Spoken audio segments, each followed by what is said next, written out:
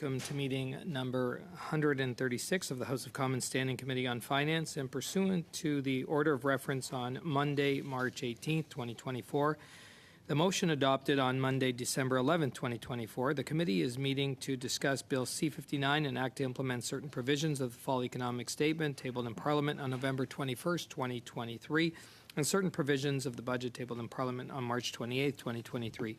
Today's meeting is taking place in a hybrid format pursuant to the Standing Order 15.1. Members are attending in person in the room and remotely using the Zoom application. I'd like to make a few comments for the benefit of the members as well as the witnesses. Although this room is equipped with a powerful audio system, feedback events can occur. These can be extremely harmful to interpreters and cause serious injuries. The most common cause of sound feedback is an earpiece worn too close to a microphone. We therefore ask that all participants to exercise a high degree of caution when handling the earpieces, especially when your microphone or your neighbor's microphone is turned on, in order to prevent incidents and safeguard the hearing health of interpreters. I invite participants to ensure that they speak into the microphone into which their headset is plugged in, and to avoid manipulating the earbuds by placing them on the table away from the microphone when they are not in use. Reminder that all comments should be addressed through the chair. For members in the room, if you wish to speak, please raise your hand. For members on Zoom, please use the raise hand function. The clerk and I will manage the speaking order as best we can, and we appreciate your patience and understanding in this regard. I believe all virtual witnesses have been tested, Mr. Clerk. Yes, okay, so it looks like everybody is ready to go. And who we have with us today, we've got the Canadian Association of Physicians for the Environment, and we welcome Dr. Leah Temper, who's the Director of Health and Economic Policy Program. Welcome.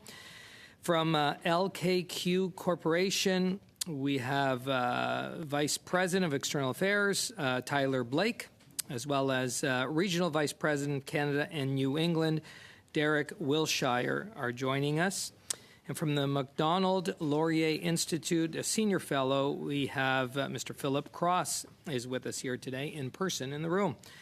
So with that, we're going to have some opening remarks by the witnesses. We'll start with the Canadian Association of Physicians for the Environment, please, for up to 5 minutes. Thank you. Thank you very much to the Standing Committee on Finance for inviting me to appear today as a witness. My name is Dr. Leah Temper. I'm the Health and Economic Policy Program Director at the Canadian Association of Physicians for the Environment, and I also hold a PhD in Ecological Economics, an interdisciplinary field that considers the economic system as a subsystem of Earth's ecosystem. Today, I'm going to be speaking about greenwashing and Section 236 of Bill C-59. My colleague from the Quebec Environmental Law Centre addressed you on Tuesday and outlined 4 recommendations from a brief we jointly submitted. These include expanding the amendment to include all business interests and entities, as well as products, broadening the scope to all environmental claims, and requiring disclosure of the evidence behind any green claims to consumers, as well as disclosure of negative environmental impacts related to products and industries to address cherry picking. Julian did a great job, so I would therefore like to take my time today to highlight the urgency and benefits of taking bold and effective action on greenwashing through Bill C-59. We know that greenwashing is bad for business, that it cheats consumers, and it hinders green innovation. But I'd like to stress how it's bad for all of our health and our shared environment. And one example of this is a well-known case of the Volkswagen emissions scandal, which led to the largest environmental fine in Canadian competition history. When it came to the public attention that the company was marketing clean diesels that emitted over 40 times more pollution than they claimed. So the company eventually paid out about $40 billion in damages globally. But there's a study in Europe that estimated that the excess air pollution emitted as a result of this deception shortened 1,200 lives in Europe by 10 to 20 years each, leading to about 13,000 years of life lost. So customers in Canada were paid out, but the public that was exposed to the toxic diesel fumes and children who suffered increased respiratory health issues were, of course, never compensated. Today, we know that the vast bulk of greenwashing revolves around claims to net zero and carbon neutrality. And these empty words are undermining and derailing the necessary transition to phasing down fossil fuel use. And the IPC clearly said that disinformation from vested interests and highly polluting sectors in Canada is undermining public support for climate change and obstructing action. Greenwashing about false solutions to climate change runs the risk of locking us in to these false solutions, which are neither environmentally clean nor economically viable without ongoing government subsidies. And we should learn from a recent report that highlighted how petrochemical companies marketed plastic as recyclable for decades in order to boost disposability profits, when industry insiders knew from the beginning that plastics recycling was uneconomical and not a viable way to address the plastic waste crisis. Similarly, oil marketed as net zero is not clean. It, of course, still emits tailpipe emissions and should never be marketed as environmentally friendly. We know that transport air pollution in Canada remains a major contributor to the over 850,000 children under the age of 14 in Canada that suffer from asthma. Green claims are also different. They suffer from information asymmetry in a more significant way than other product claims, because consumers do not have the tools to verify their truthfulness the same way that they can verify the durability or effectiveness of a product. This highlights the importance of the disclosure requirement that we have asked for. Of even greater concern is what Ren Montgomery, a professor at the Ivey Business School, terms future washing. Large substantiated comments in the future. Of course, such claims cannot be verified, and they should be considered misleading in almost all circumstances. Her and her colleagues also highlight other features of what they term greenwashing 3.0, including how green claims are being used by polluting industries as political strategies for maintaining corporate reputation and social license, and how such messages are being targeted at stakeholders beyond consumers and used to dispute the feasibility of stricter environmental regulations. Greenwashing 3.0 points to the urgency of broadening the testing requirements of Section 236 to include all business interests and not only products, and of course for the need for complementary regulations that our trading partners have already put in place. I will close by saying that at CAPE, we have filed several complaints with the Competition Bureau against fossil fuel interests for deceptive advertising in the last years. However, the process in Canada is exceedingly slow, with an estimated 2 to 3 years for a complaint to be resolved. In the meantime, the deceptive ads continue to inundate our airwaves, radios, buses, and computer screens. This is, of course, of concern because the decisions we take today will define our energy systems for decades to come, and because consumer skepticism is setting in, whereby soon any green claim, no matter how genuine, will no longer be believed, seriously undermining consumer confidence. Thank you. This is why I'm asking you to strengthen. Dr. Temper, you're going to have to wrap. Yeah, you'll have to wrap up, and I have to inform. Yeah, so you'll have an opportunity for questions from members, but members, I do need to interrupt right now. The bells are ringing, and we do need unanimous consent if we're going to. We've got unanimous consent to continue. Yes, Mr. Davis. Yes. Okay. Looks like everybody. Okay, great. So we are. So yeah, you're going to have to finish right now in the next 10 seconds, please. So this is why I'm asking you to strengthen Provision 236 to the best of your ability and to send a clear message that such deception that harms us all will no longer be tolerated. Thank you very much. Thank you, Dr. Temper. And now we're going to hear from LKQ Corporation. We are starting, I believe, with Mr. Wilshire, and then also Mr. Blake will also participate in the opening remarks. Merci beaucoup, Monsieur le Président, membres du comité. Thank you very much, Chair, members of the committee. Thank you for inviting us to appear. My name is Derek Wilshire, Regional Vice President for Canada. With me today is my colleague Tyler Threadgill, Vice President and Government Relations in the United States. We apologize for not being there in person, but we're delighted to be able to share our points of view on this essential piece of legislation. We will focus exclusively on the right to repair and the shortcomings of this bill. As far as the amendments are concerned, please see our written brief. LKQ distributes quality parts, original manufacturer and other, for automotive repair. We also offer complete diagnosis and calibration services in Canada and the U.S. LKQ is the leading vehicle recycler in the world, processing over 900,000 end-of-life vehicles in North America every year. We employ 1,175 individuals across 37 sites in the country. But our team represents only a small fraction of the 491,800 individuals working in the aftermarket industry in Canada. The problem is simple. Vehicles are becoming more and more interconnected and complex, and access to diagnosis data by independent repair shops has become more and more difficult. Manufacturers' refusal to share this data limits consumers' choices and increases costs. Without any concrete action, small business will not be able to maintain vehicles, and thus competition in Canada will be reduced. We congratulate the government for its renewed attention on improving the legislation on competition through Bill C-59, but there are significant shortcomings which we'd like to bring to your attention. The definition of the means to diagnose or repair must be changed to include maintenance and calibration of parts. Contrary to other legislative initiatives, Bill C-59 does not explicitly mandate manufacturers to provide the necessary data for repairs. In addition, exceptions such as protection of trade secrets could hinder access to essential repair information. Limitations of the the court's authority for remediation can also exclude significant stakeholders in aftermarket sales. Bill C-59 limits the individual's right to recourse, limiting thus the effectiveness of any of these measures. It's crucial to extend this capacity for recourse to include competition commissioners' actions. Consumers deserve a competitive market which gives them the ability to be able to have their vehicle repaired at the repair shop of their choice.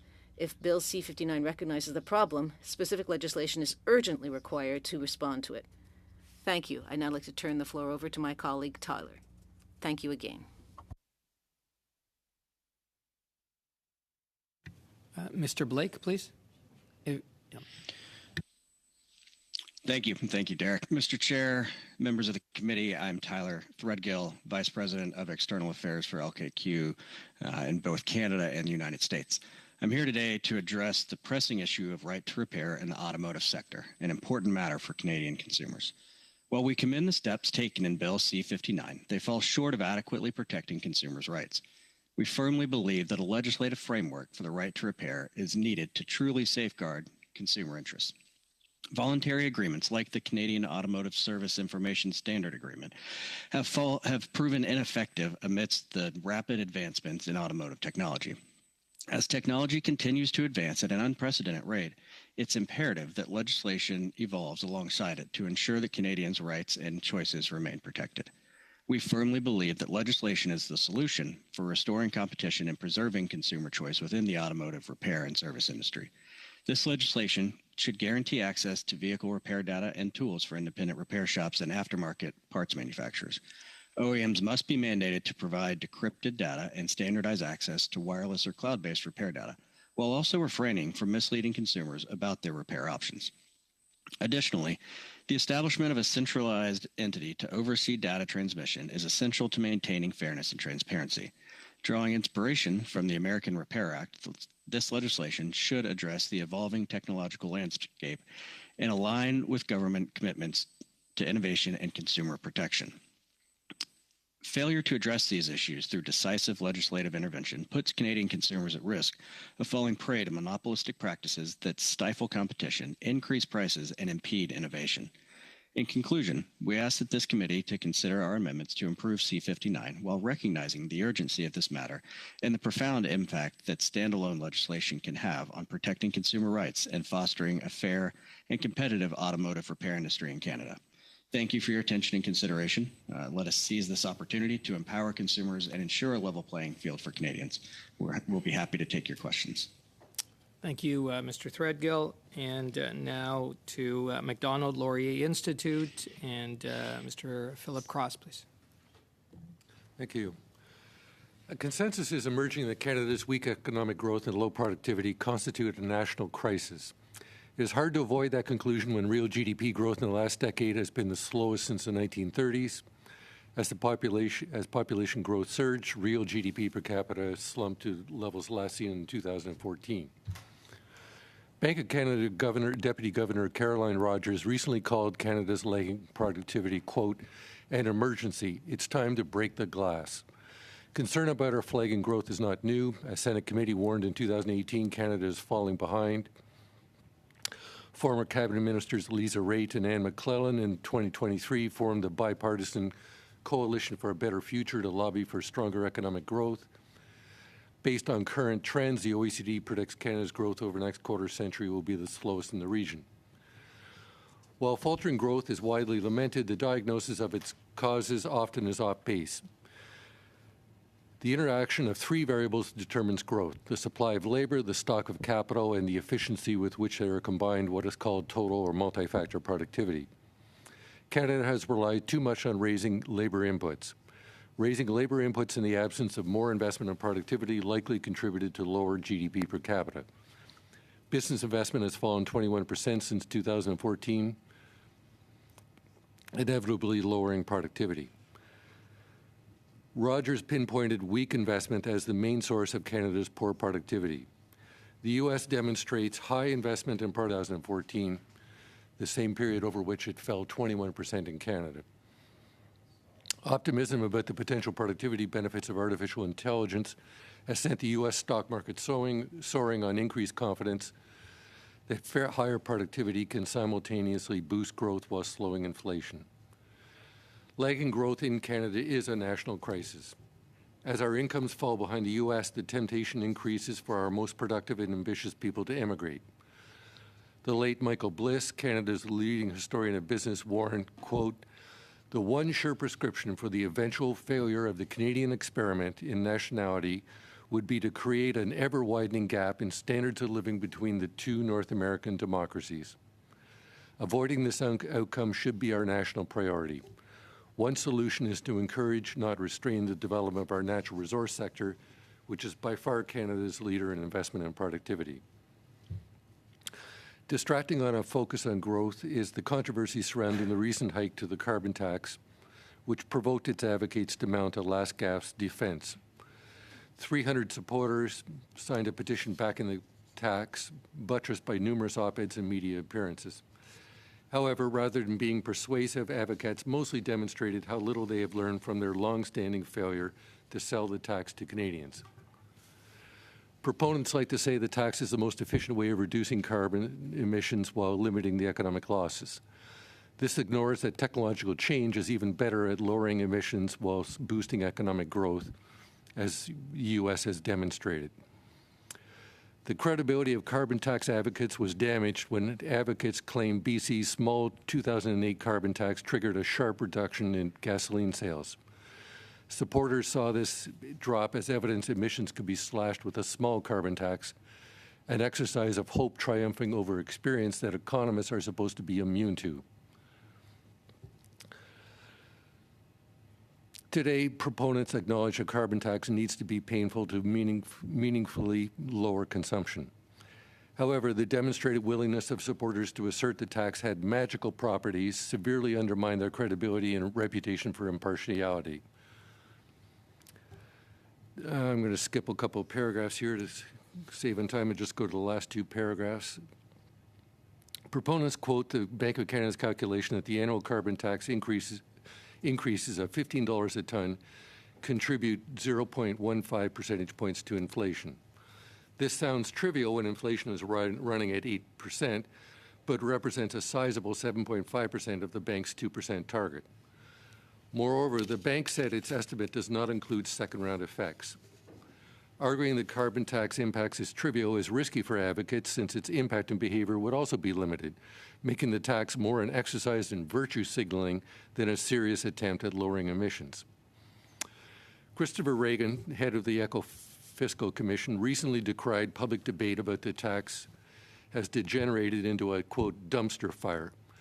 The reality is an open and honest debate was never what carbon tax advocates wanted. When supporters were on the ascendant, the poor level of debate, including assertions that carbon taxes would be painless despite mountains of contrary evidence, and a naive faith that governments would return all revenues to households, was ignored. Now that support for a carbon tax is waning, it is hypocritical to lament public discussion is abysmal. Thank you. Thank you, Mr. Cross. And now we will get to members' questions. In this first round, each party will have up to 6 minutes to ask questions, and then we'll see what time we have left for a second round. So we are starting with MP Howland for the first 6 minutes. Thank you, Chair. Thank you, Mr. Cross, for your statement, and thank you for being here. As you had noted, the Senior Deputy Governor of the Bank of Canada, Ms. Rogers, said our productivity today is in a break glass emergency state. GDP per capita has declined last 6 quarters. In fact, GDP per capita is lower now than it was back in 2018. You recently also wrote about how bad productivity is. It's worse than it was back in the 1930s when the Great Depression was happening. And as you noted as well, the GDP per person, Canada will be absolute last in growth when it comes to productivity until 2060. You also made mention of these experts who have been pro-carbon tax, and in your recent statements, you've said how the carbon tax is one of those factors that have affected the productivity issues after 8 years of this government. Can you expand a little bit more about what your message would be to those 200 experts that are pro-carbon tax, and how bad the carbon tax is for the productivity issues, and how there's a link between the two? Sure. Thanks for the question. First of all, I'd emphasize that the productivity isn't worse than the 1930s. We'd be living in huts if that was the case. What I said was GDP growth over the last decade has been the worst since the 1930s. But it's still true what Roger said, and I'm glad Roger's made the point. I don't think people realize how extraordinary it is for a deputy governor of the Bank of Canada to declare our productivity an emergency. Productivity is not something the Bank of Canada directly has a responsibility for. Their only mandate, mandates, I should say, are to keep inflation at its target and maintain financial stability. Obviously, the banks feels very strongly that our low productivity is a threat to keeping inflation under control. I'll elaborate on that. For example, wage growth is 4% these days. The Bank of Canada yesterday in its monetary policy report discussed how wage increases of 4% can only be non-inflationary, can only be consistent with a 2% target if you have productivity growth.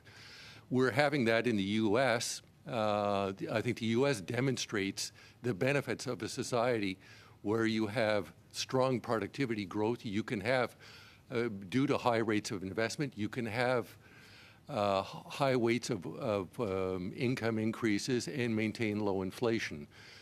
Obviously, the carbon tax is one variable that's going to complicate achieving low inflation. If you have energy prices rising, that means there's going to be more pressure in other sectors of the economy to lower inflation. And that's one reason why. I mean, if you compare the behavior of the Canadian and U.S. economies these days, the U.S. economy is ripping.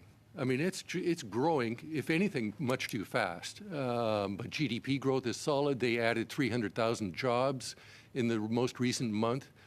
You know, the only question in the U.S. these days is whether the Federal Reserve Board will have to postpone cutting interest rates because of it. You look at Canada, our GDP growth over the last couple of quarters has been essentially zero. It would be a decline on a per capita basis.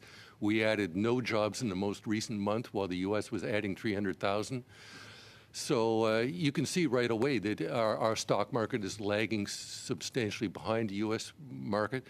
So a lot of this reflects that, and again, you have to look at, over the last decade, the U.S. increasing business investment over 30%, ours dropping over 20%. That 50% gap is extraordinary.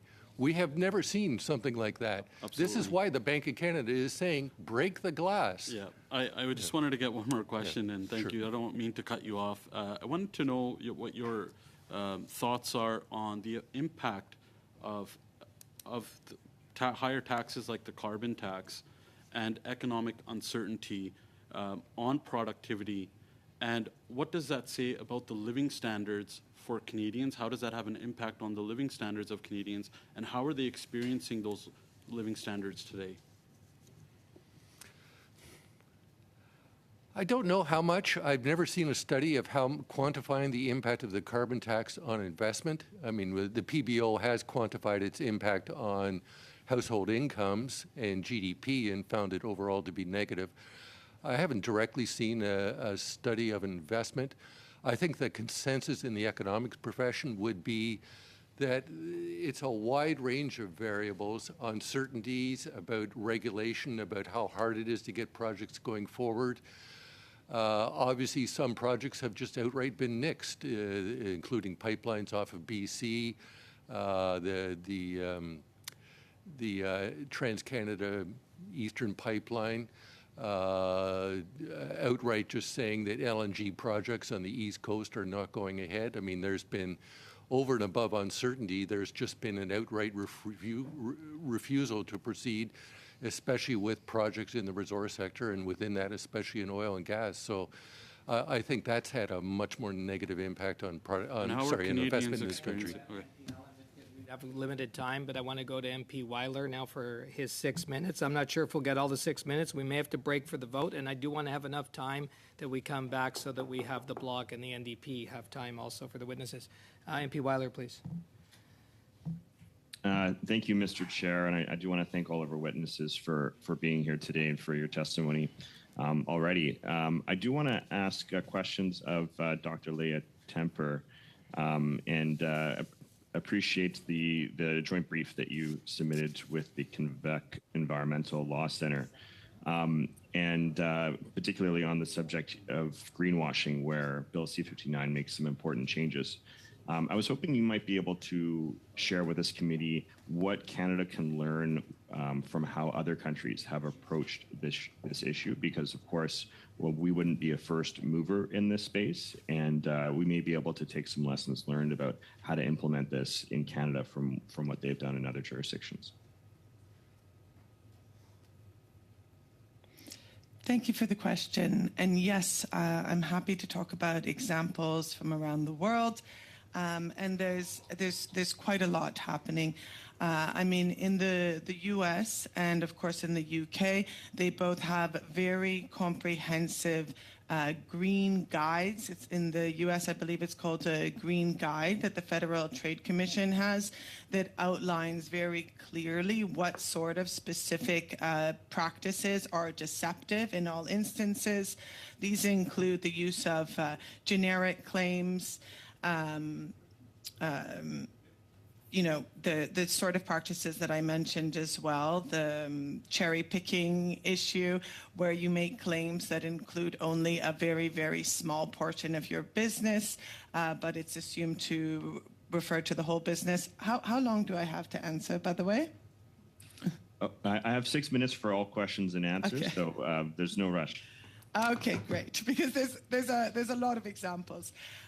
Now, if we move over to Europe, Europe has recently have two directives that attack the issue of greenwashing. One is called the Green Claims Directive, and the other one is called Empowering Consumers for the Green Transition. They've also kind of banned a number of practices. Of note among these is you can no longer make any claim to carbon neutrality or to net zero using offsets in Europe, because it's clear that in many instances, offsets obviously are not effective, are not permanently storing carbon, and they know that for consumers, it's very difficult to really understand the complexity of these type of green claims. There's also... I'm going to interject. I apologize, Dr. Temper and MP Weiler. It's just, so we're getting close. I don't know, do we have UC for all members to vote virtually here? That way everybody will vote virtually? That is, okay, I am looking around. Okay, so then we can continue, and we'll all vote virtually here. Thank you. Oh, so I can keep on speaking? Please. Yes. So there's a list of practices, no offsets. You cannot use offsets to make claims to carbon neutrality, no generic terms, no claims to carbon neutrality, net zero, so on and so forth. And there's also one interesting example that I'd like to highlight is the case of Norway. So Norway actually has a specific rule. As you know, Norway is the world leader in the sales of electric vehicles. I believe more than 70% of the cars they sell are electric. And Norway, since I believe 2017, has a rule that no green term, no environmental term can be used to sell vehicles. A car cannot be described as green, clean. It doesn't even matter if it's electric or not, because what they say is fundamentally cars are polluting.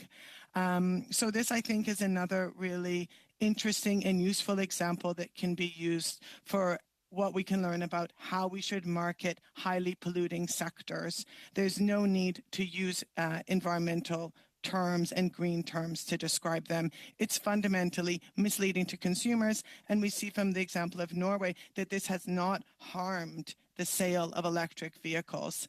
And just to tell you, the current situation in Canada is that we currently have absolutely no guidance for companies on making green claims. The Bureau had some guidance, but it has been archived since 2021. So right now, there's no guidance for companies, and it's led to, there's a huge surge in greenwashing, as I mentioned. So of course, we would have liked to see even more substantial changes to competition policy to address the greatest challenge of the economy in the coming decades, which is the transition to a green economy. But I believe C59 is a starting point. If possible, C59 should also highlight the need for complementary regulations and draw from some of the examples that I put forward of what other jurisdictions are doing.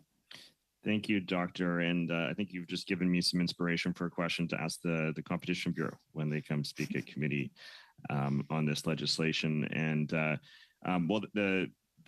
the changes that we've announced in this legislation so far do relate to specific products, but they don't look at the forward-looking statements that companies make. And those are, of course, difficult to test because we don't have, we can't predict, of course, the future. But the Quebec Environmental Law Center mentioned that it would be useful to have evidence to back that up and to have that evidence be released proactively and publicly so that the public can do that type of assessment. I'm curious if you would agree with that assessment. Short answer, Dr. Temper, a very short answer, please. Yes. So I would be in favor, of course, of all evidence for claims being available to consumers. However, for future and forward-looking claims, I would actually be in favor of those being considered misleading in all circumstances. Companies can clearly state what they are doing in the present that will impact their future environmental behavior, but there's no need to allow future environmental claims that, as you say, cannot be verified. Okay, thank you. And that is the time. Thank you, MP Weiler, Dr. Temper. So members, I'm looking at, we've got about 2 minutes before the call of the vote. And then if we do vote virtually and we are all in the room or virtually, but in the room, then we'd be able to get back and have the time for the Bloc and the NDP to ask their questions with the time remaining that we have. So if everybody is good with that, okay, everybody's clear? Okay, great. So we're going to suspend now.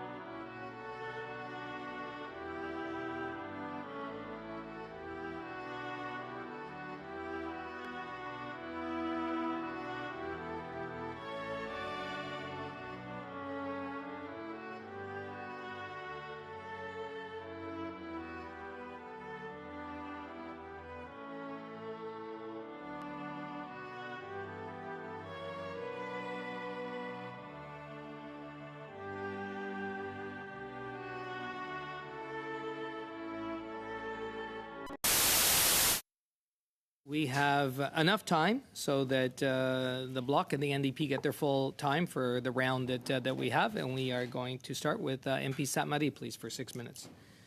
Oui, merci, Monsieur le Président. Alors, Thank you, Chair. And hello to all witnesses. Thank you for being with us. Ms. Temper, I was very interested in your testimony, and we will be introducing amendments to improve C-59, as you said. As my time is limited, I'd like to reserve my questions for the representatives of LKQ, Mr. Threadgill and Mr. Wilshire. It's very important to ensure true competition in the automotive repair sector. So thank you for being here, and thank you for your testimony. Unfortunately, to my knowledge, the committee has not yet distributed your briefs. I imagine that they're being translated. So the clerk is nodding that this is in fact what's happening. So Mr. Wilshire, if you would like to take my 6 minutes to explain your proposed amendments and improvements to C-59 that you were suggesting to ensure that we have a true right to repairability and true competition and access to information in the automotive sector. Thank you. Merci pour votre question, monsieur. Thank you for your question, honourable member. Obviously, for the details, I would refer to the brief as tabled, but summarily, and perhaps I could let my colleague complete my answer. What we're seeing increasingly is the difficulty of accessing the information related to diagnostics and repair. Today's vehicles are much more technological, and that information is often transmitted via servers owned by the manufacturers. And this becomes more complicated for repair and maintenance, basic repair and maintenance. We see more and more consumers being obliged to go to their dealers or even to travel to go to a dealer's. For people who live in more remote regions. This, of course, leads to much higher expenses and waste of time for consumers. We believe that vehicles are the second most costly asset for any Canadian family. We'd like to see more teeth and more specifics in the wording of C-59. Often, and I think my colleague has referred to this, we often hear people talking about cases which dates back to 2009 and which was voluntary. We know that not all manufacturers are signatory to this agreement, and today's vehicles have changed considerably, and we're not against the changes in terms of using technology, and all safety issues or aspects are very important. We're pleased with these, but what's important is for you to revisit the access to the information so as to make it possible to repair the vehicle in a less costly fashion. To have the consumers should have the choice of where to repair their cars. It's their vehicle. And our brief does list our recommendations. We want to be very clear. We're talking about the technical, diagnostic, and repair-related information. We're not interested in consumer habits or other types of information that may be recorded by the car or by the vehicle. What we are requesting does not endanger any of the 135,000 jobs in the manufacturing sector for automotive manufacturing, but protect and allow consumers to choose and protects the 492,000 aftermarket jobs. I'm talking about all the small mechanical repair shops, the body shops that are located from coast to coast of this beautiful country. This is something that's becoming increasingly important.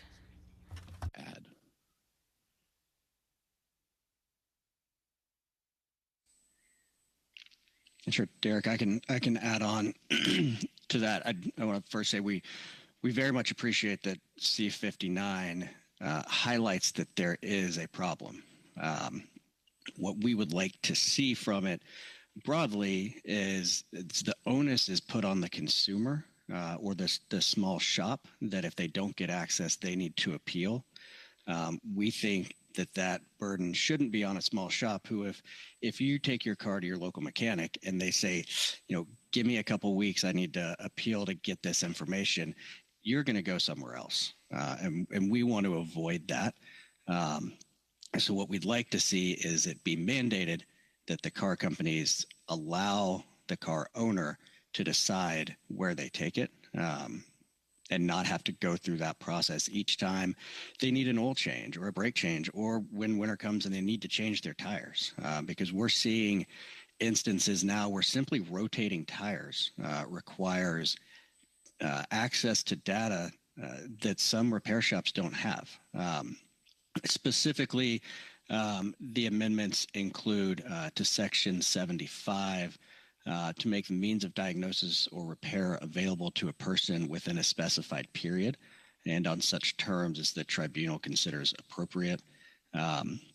Also, striking the trade secrets carve out in Section 75, it's 2.1. We think that could just be used as a loophole. Obviously, we have no interest in any of the car companies' trade secrets or intellectual property or access to any data other than repair and maintenance. But we do see that as a slippery slope where the car companies could claim that any of that information is a trade secret. And then third, including maintenance and calibration in the proposed definition of means of diagnosis and repair. Merci. Thank you. Thank you, MP St. Marie. Our final questioner, it's going to be MP Davies, please, for our last 6 minutes. Thank you, Chair, and merci à tous les. Thank you, Chair, and thanks to all of our witnesses. How prevalent is greenwashing? Can you give us a general idea of how widespread this practice is in Canadian society? So I don't have all of the polls in front of me, but the practice is extremely widespread, both in terms of the number of companies that are now making green claims.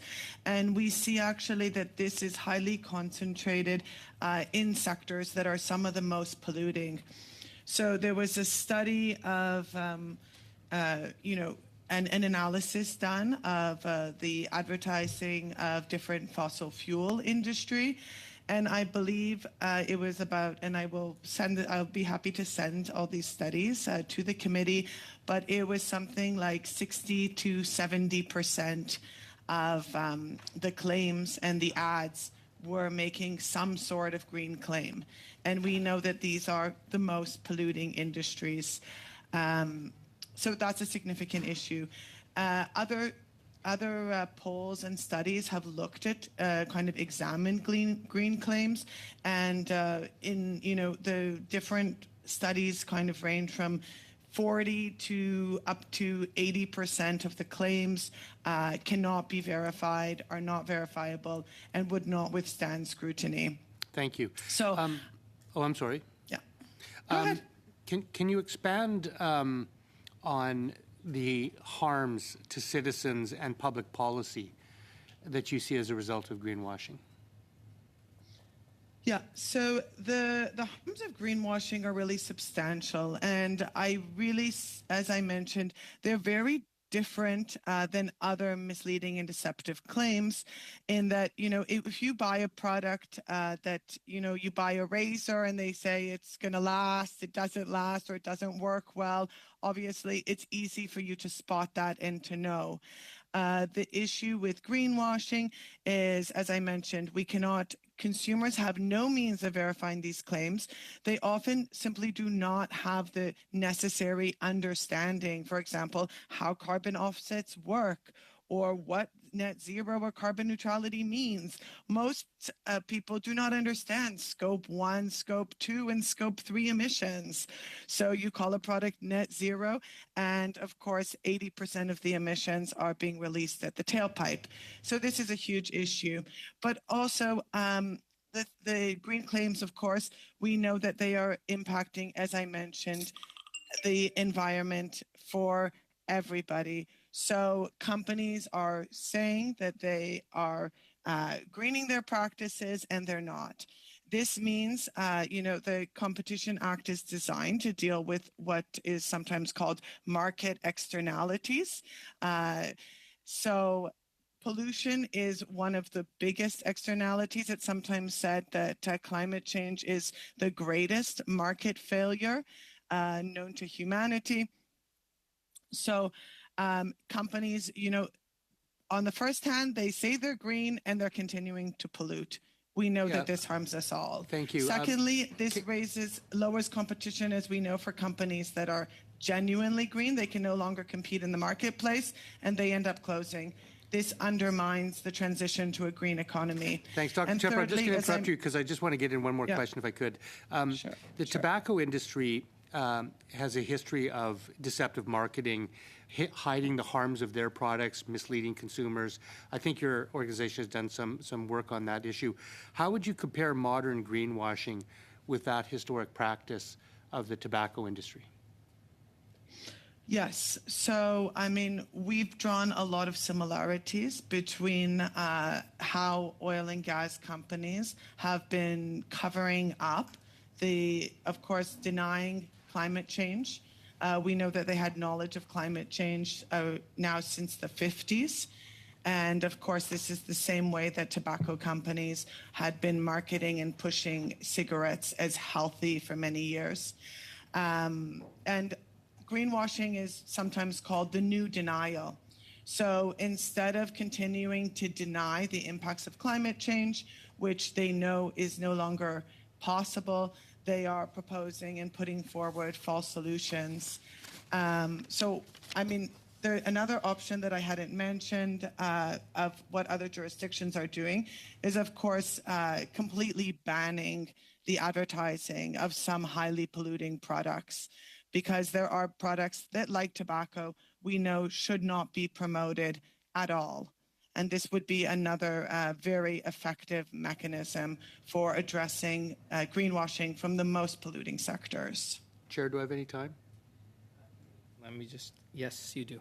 About a minute. Dr. Temper, on March 1, in his letter to the committee, Canada's Commissioner of Competition said the following: while we welcome this new tool to address certain forms of greenwashing, in our view, it may prove to be a limited change that is more in the vein of clarifying the law than expanding it.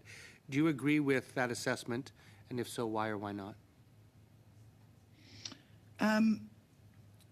Sorry, I don't understand exactly the question. I would be of the opinion that what we can achieve under 236, I mean, I urge you all to strengthen it as much as you can within your capacity, but I do believe that complementary actions are needed, if that is the question. So in that, I would agree with the Commissioner. Okay, well, That's That's good. Well, thank you, Dr. Temper. Thank you, MP Davies. I want to thank all the witnesses for coming before our committee today, for your opening remarks, for your testimony, and this will help us inform C-59. So thank you so much. We really appreciate it and wish you the best with the rest of your day. At this time, members, we are going to transition to our second panel. So I'm going to suspend.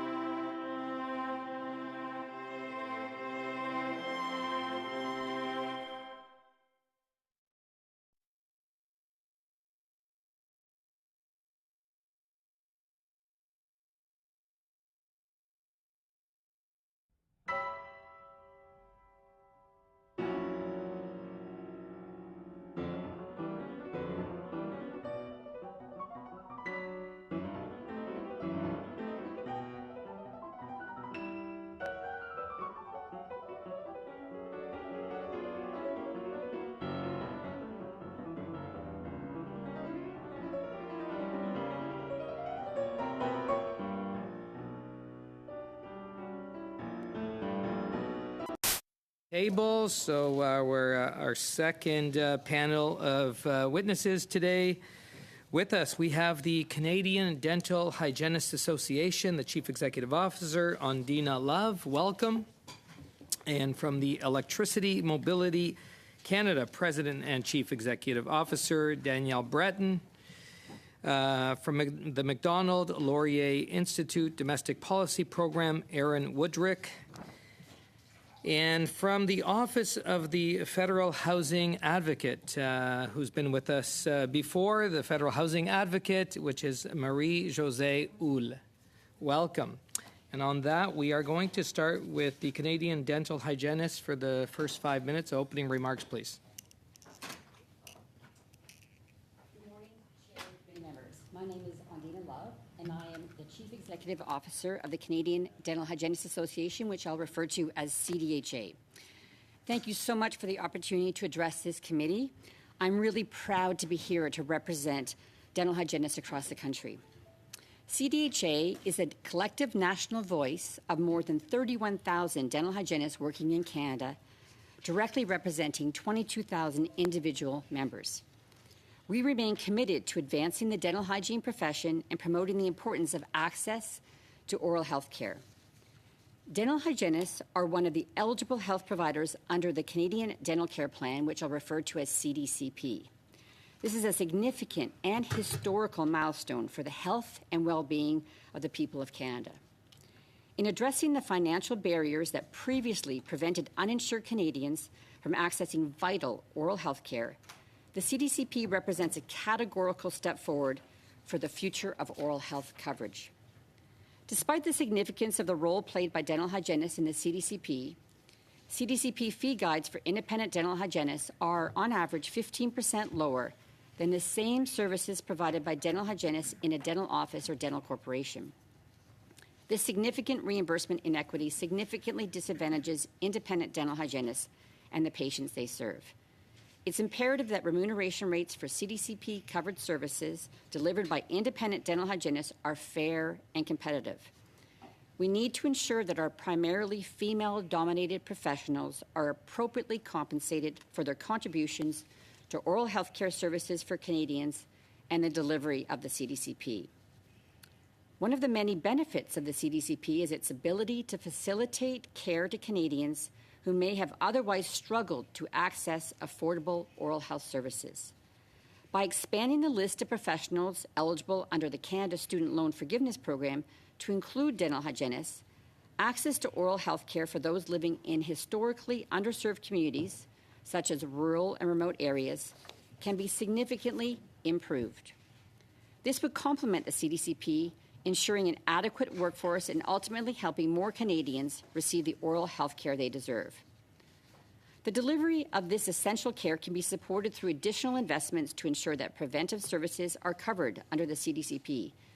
These include dental hygiene examinations, scaling, sealants, fluoride, therapies to prevent gum disease and caries, personalized oral health education, and health promotion counseling. Dental hygienists know that preventive care is critical to protect and preserve Canadians' oral health. The significance of investment in this area, therefore, cannot be understated. To support the experience of Canadians who sign up and register for the CDCP, prioritizing administrative efficiencies and clarity is of utmost importance. Minister Beach and his team have done an excellent job in ensuring eligible Canadians can register in a seamless and efficient process. And I'll have to note that over 1,600,000 Canadians, seniors, have already enrolled in this program. Oral health care is health care. We recognize that the design and implementation of the CDCP and related policies may be complex. Health Canada and all offices involved must maintain dialogue with national and provincial professional associations, highly qualified oral health clinicians, dental public health specialists, disease prevention experts, and other stakeholders as part of a continuous improvement and responsive approach. Ongoing collaboration between key stakeholders is imperative to ensure the CDCP is fine-tuned in response to the needs of those it's intended to serve. We at CDHA remain committed to working in partnership with federal departments, the Minister of Health, and others towards filling the gaps in coverage and complementing existing provincial and territorial dental programs. We continue to encourage eligible Canadians to enroll in the CDCP. Thank you so much for your time today. Thank you, Ms. Love. And now we'll hear from Electric Mobility Canada. And Monsieur Breton, please. Merci. Bonjour, Monsieur le Président. Thank you. Good morning. My name is Daniel Breton, and I am the CEO of Electric Mobility Canada. EMC is the national membership-based industry association dedicated exclusively to promoting electric mobility as a means of supporting the Canadian economy while fighting climate change and air pollution. EMC's wide range of member organizations include manufacturers of light, medium, heavy-duty, and off-road vehicles, electricity suppliers, infrastructure providers, research centers, tech companies, mining companies, cities, universities, fleet managers, unions, etc. Among its 160 members are companies that manufacture off-road electric vehicles here in Canada, such as snowmobiles, personal watercrafts, ATVs, pleasure boats, airport vehicles, and more. En octobre 2022, In October 2022, the Minister of Finance Fall Economic Statement announced a tax credit for clean technology, which was refundable, and that was a 30% refundable for off-road zero-emission vehicles. But Bill C-32, as tabled on November the 3rd, 2022, did not deal with any provisions dealing with the tax credit for clean technology. In November of 2023, the Minister of Finance referred to the 2022 economic statement and talked about the 30% refundable clean technology investment tax credit for an off-road zero-emission vehicle beginning March 2023 and before 2035. Let's analyze the terminology used in the 2022 statement. The following types of materials will be eligible for the credit. Zero-emission off-road vehicles as described in Category 56, for example, heavy hydrogen or electric equipment used in mining or construction, and charging materials as described in Category 43.1, subparagraph D21, or subparagraph B2 of Category 43.2, mainly used for these vehicles. Independently of any interpretation we can make for the content of this statement, it's important to understand that such a document, such as any announcement of a policy or an action plan or directive, does not have the force of law. The bill discusses the addition of Section 127.5 to the Income Tax Act to refer to clean technology good and refers to an off-road zero-emission vehicle as described in Category 56. Are a disproportionate source of air pollution. According to ECCC, their combined emissions make up 38, 15, and 10% of the total emissions of CO, NOx, and VOCs, respectively. Carbon monoxide, NOx, and volatile organic compounds. Emissions mostly come from household use of gasoline or diesel-powered recreational equipment and lawn and garden equipment, and from the operation of agricultural, construction, and mining equipment. However, since October 2022, we have attempted unsuccessfully to have a clear and comprehensive definition of what the government deems to be an off-road zero-emission vehicle. After numerous telephone calls, emails, and correspondence with government officials, we still have not received a satisfactory answer. Number of companies that are developing, building, creating jobs, and selling in Canada and abroad a growing variety of zero-emission off-road vehicles of all type, such as snowmobiles, watercrafts, recreational boats, ATVs, airport vehicles, unregistered vehicles, mining vehicles, all electric and off-road. It's important to ensure that this definition that we propose does include such vehicles, so that these Canadian technologies are encouraged, that these vehicles and their workers can benefit from the proposed new measures. What's more, It's vital that the companies purchasing these off-road vehicles will be able to obtain this 30% tax credit, and that this tax credit be retroactive to March 28, 2023. Merci. Thank you. And now we are going to hear from the Macdonald Laurier Institute, and Mr. Woodrick, please. Thank you very much, Mr. Chair, and thank you very much to the committee for the invitation to appear today on behalf of the Macdonald Laurier Institute. We are a public policy think tank located right here in the nation's capital to offer some comments on Bill C-59. I understand one of my colleagues, Philip Cross, has preceded me, but fortuitously, I don't think we're going to be covering the same territory in the bill. I'd like to focus my remarks relating to the competition provisions in Bill C-59. First of all, I should applaud the government for being seized with the problem of competition. It is obviously a very serious issue, pressing issue, bread and butter issue for Canadians in this country. I fear, however, that this bill, the provisions in this bill, much like C-56 before it, have the wrong focus and risk imposing some well-meaning solutions only to end up creating other unintended consequences. In particular, I refer to the changes in the bill that refer to review of proposed mergers and the right of private action before the Competition Tribunal. So with respect to the merger review, in Canadian competition law, the purpose of the law is to maintain and promote competitive markets. And why do we care about that? We care about that because we want consumers to benefit. The important thing is that Canadians are benefiting from more choice, more innovation, and most importantly these days, lower prices. That is the purpose of competition law. The existing merger review process is designed to prevent anti-competitive behavior. So the focus of the existing law is on bad behavior. When companies break the law, they should be investigated, they should be punished.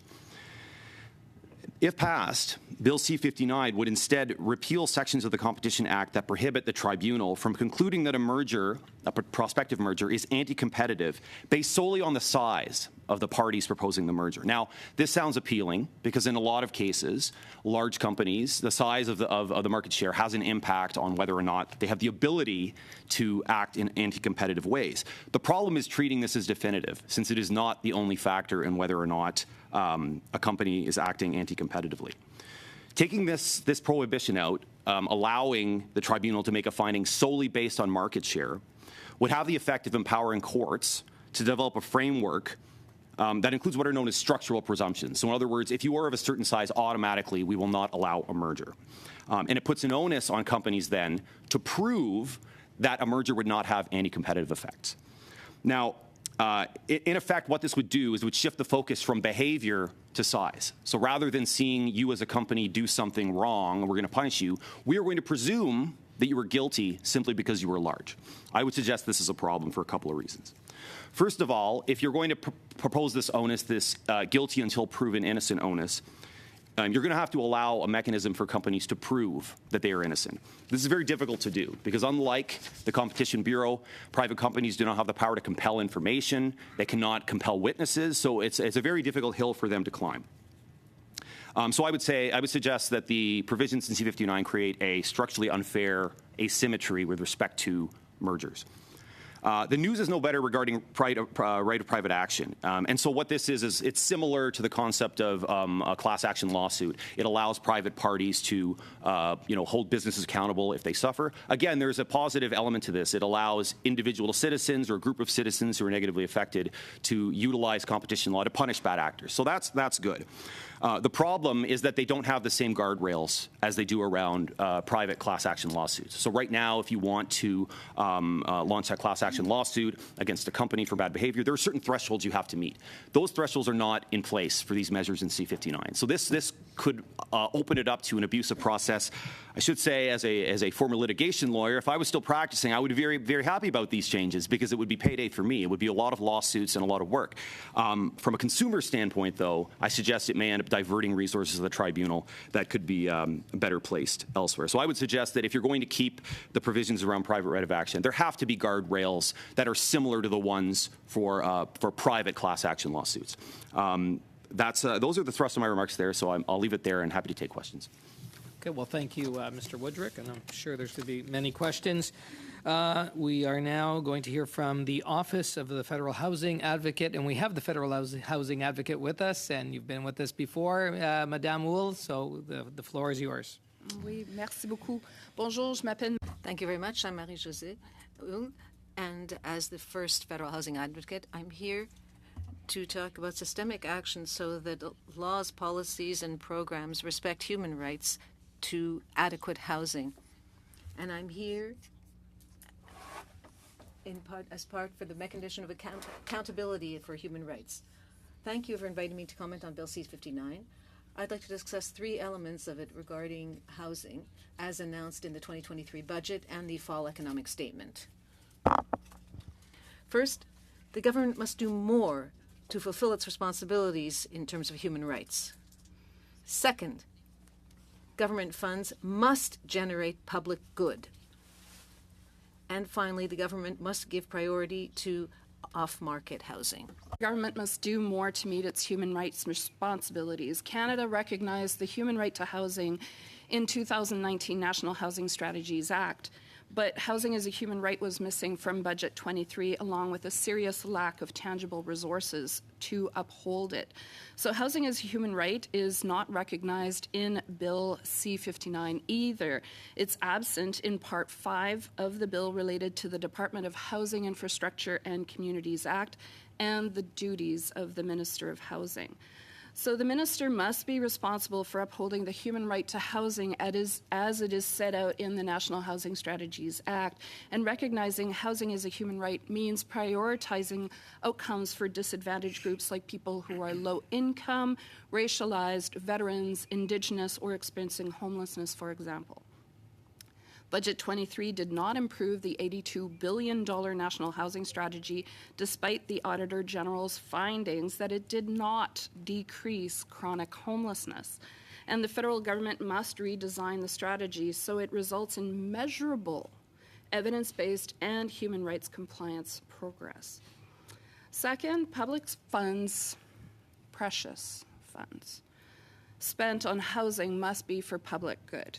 The 23 fall economic statement included a GST rebate for purpose-built rental construction, and also in Bill C-59, there's a preamble in Part 5, Division 11, that says the government will use innovative financial tools to attract investment from the private sector and institutional investors in public infrastructure projects. I want to caution that these measures alone will not create affordable housing. Our research estimates that Canada is short 4.4 million affordable homes, and using public funds to create, home building incentives for the private market with no strings attached does not work. Les entreprises n'en feront pas profiter. Business will not pass on to the public these benefits, and housing will not remain affordable beyond the first renter or purchaser. This doesn't mean that there's no room and no place for the private market, but any public investment must be for public good. New housing built with public funding must be affordable, accessible, and appropriate for all, and permanently. Housing is the way forward, and and this is why the federal government must attach safeguards to public money spent on the private sector and attach conditions to federal infrastructure funding to require non-market housing in new housing projects. So finally, the government must prioritize non-market housing. The 23 fall economic statement made welcome announcements on non-market housing. It included $309.3 million in new funding in the Cooperative Development Program, $1 billion with $370 million in new spending for the Affordable Housing Fund for non-market and public housing providers to build new homes, and it extended the removal of the GST to the development of new co-op rentals, which is a measure that would be implemented by this bill. But there's still more to do. Non-market housing is the best investment of taxpayers' dollars. It creates permanently affordable, accessible housing for a wide range of people. Disadvantaged groups will have more money to spend on food and medicine, and it has economic value. It benefits everyone because it is non-inflationary. And if you think about it, when people are paying less for their housing, they will have more money to spend on other things, which does bolster economic stability. So Canada needs a short-term plan to double our non-market housing stock from the current 3.5% to 8% of our supply, and we need a long-term plan to bring that number up to 20%. So here's how else the government can prioritize non-market housing that is permanently affordable and accessible. We need to revise the National Housing Strategy to prioritize non-market housing. We need to commit long-term funding for the non-market sector, including the Rental Assistance Program for federal co-ops, nonprofits, and Indigenous housing providers, which this program is currently expiring in 28. And we need to invest in growing the non-market housing sector's capacity, including leveraging their assets into capital for development. Le gouvernement fédéral doit The federal government must unblock funding to fight the housing crisis and the homelessness crisis. All levels of government have a role to play, and the federal government must pave the way. Thank you, and I'll be happy to answer your questions. Merci, Madame. Thank you, Ms. Uhl. Into members' questions. So each party having 6 minutes to ask questions in the first round, and we are starting with MP Morantz for the first 6 minutes. Thank you, Mr. Chair. Mr. Woodrick, I want to ask you about the carbon tax.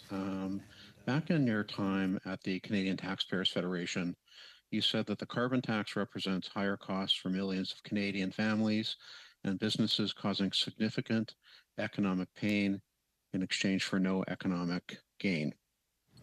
It's the economic pain part that I want to talk to you about as it relates to the Bank of Canada's decision yesterday to hold their policy rate at 5%. Right now, the inflation rate in Canada is roughly 2.8%. We had the bank governor at committee back on October 30th. He said that the carbon tax contributes 0.6% to inflation. Now, after April 1st, it goes up by 0.15. So today, the carbon tax represents 0.75% of the 2.8% inflation rate. So in other words, if the carbon tax had been eliminated, inflation yesterday, when the bank governor decided to hold fast on the overnight policy rate, would have been 2% right on target. From my perspective, it would be very difficult for the bank governor not to reduce the policy rate if the inflation rate was 2%. Would you agree with that analysis? I mean, I would certainly agree that the carbon tax is a contributor to the inflation rate, and I think it is obviously not responsible for the entire rate of inflation, but it is a contributor, is a cost. So yes, I mean, this is a lever within government's control. Inflation is a mixture of factors outside the government's control and decisions that the government makes, and the carbon tax is a decision that the government has made, so it is a contributor to inflation. So yes, if assuming the bank would have lowered rates at 2% and the carbon tax wasn't present, and that brought the rate down to under 2%, which it sounds by that math it would, yes, I would agree. Yeah, and the Parliamentary Budget Officer said, and there's been a lot of debate around this. Government members will say the bank governor said 8 out of 10 families are better off with the rebates. The PBO said that when you take into account the economic effects, that it's 6 out of 10. Certainly, an economic effect is the Bank of Canada's policy rate. So in a world where the carbon tax didn't exist, the bank governor in all likelihood would have reduced rates yesterday, saving literally millions of Canadians thousands of dollars on their mortgages. I think it's reasonable to ask the question, and when the bank governor is here, I'll ask him this question as well, as to what the knockoff effects are of the carbon tax on their ability to reduce rates. Now, on productivity, it's interesting. In 2022, Finance Minister Freeland said in her 2022 budget that productivity was the Achilles heel of the Canadian economy. And then just a few weeks ago, we had Carolyn Rogers, Deputy Governor of the Bank of Canada, literally saying that we have a productivity emergency and to break the glass. But it's just, and of course, we heard Mr. Cross earlier tell us that GDP per capita is as low now as it was in 2018. Could you just elaborate on your concerns around the productivity crisis and whether or not you have any confidence in the current government to be able to do anything about it after almost 9 years in power? Yeah, I agree with Carolyn Rogers. I think you could characterize this as an emergency. It's a long-standing emergency. The productivity crisis actually predates this government, so it's been a long time coming. I certainly know that governments have been aware of the problem. There is no magic bullet. This is not a matter of setting up a fund or cutting one tax and you're going to solve productivity. Part of the challenge relates to the labor force. Everyone knows about the rate of immigration in the case of temporary migrants and in the case of those migrants who work at low wages. That has an impact on the incentives for businesses to invest. If labor is expensive, businesses will invest in labor-saving innovations. If labor is cheap, then they won't do that. And we have had a policy in this country for a long time that tends to ensure that there's a cheap supply of labor. So that there are trade-offs there too, though. Make no mistake. If people are concerned about cost of living, and then you suddenly have to start paying people $30 to work at Tim Hortons, that's going to impact the price of your coffee. So I think it was Thomas Sowell who said there are no solutions, there are only trade-offs. So you can increase productivity by reducing that pool of cheap labor, but there are going to be knock-on effects in terms of prices. Now, just in time I have left, Mr. Woodruck, you recently wrote about Mr. Poilievre's speech at the Vancouver Board of Trade in the dichotomy around corporatists versus free market capitalists. And, we have the situation where the corporatists, and as you wrote, are the ones basically at the trough asking for the government to prop them up and keep them in business. The free market capitalists are the ones who actually want to do something about productivity. Could you, and I think you were happy about Mr. Poilievre's speech and pointing out this problem. What effect do you think the dominance of the corporatist approach is having on the productivity crisis that Ms.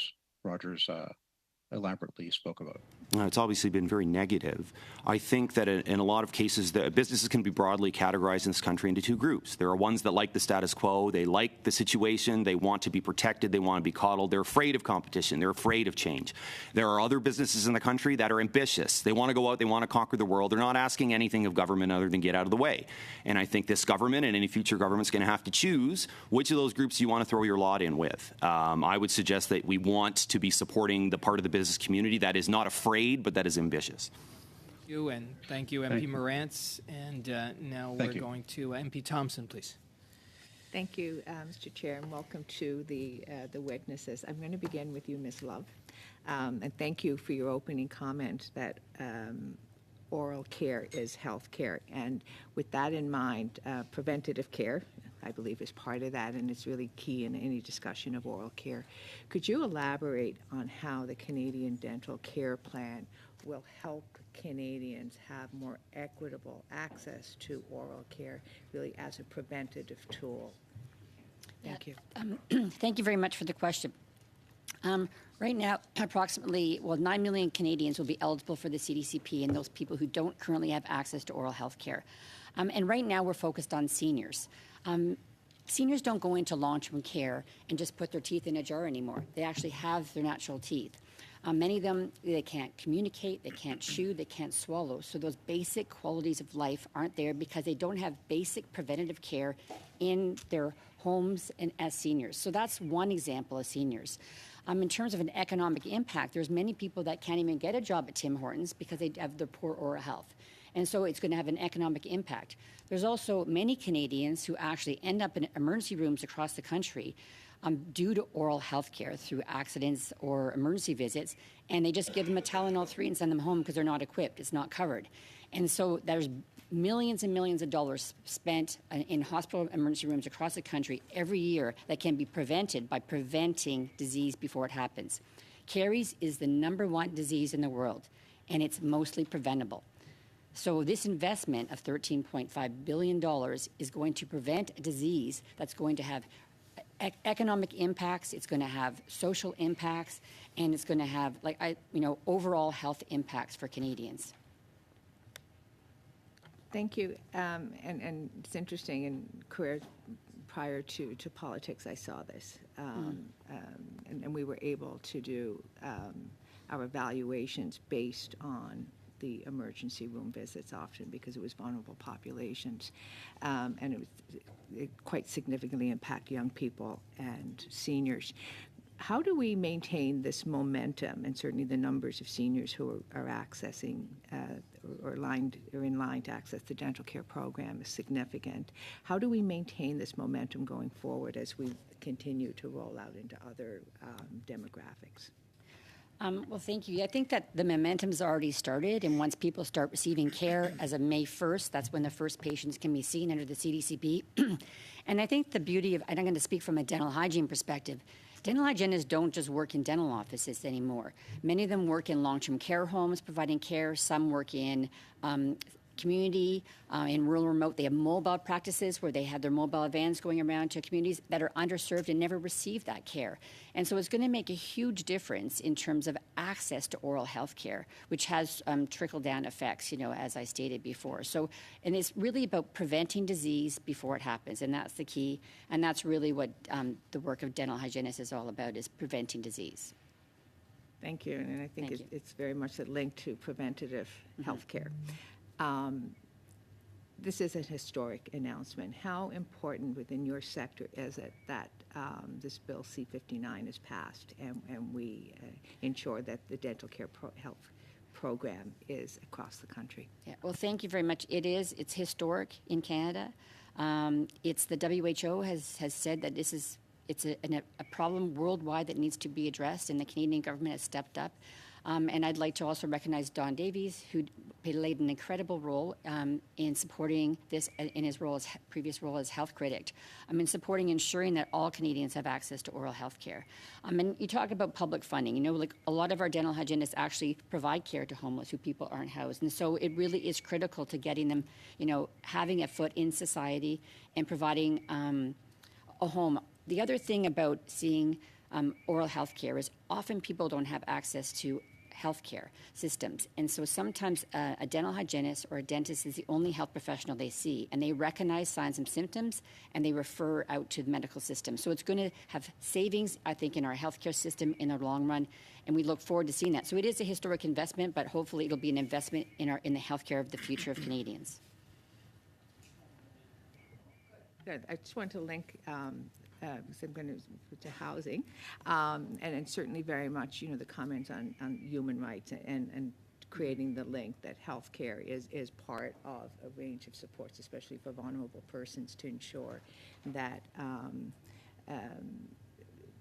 the basic, call it really the needs are met, and people are able to transition to what I call the highest form of living, so that they have those very core needs met. So but I just want to switch for a second to the GST removal on co-ops.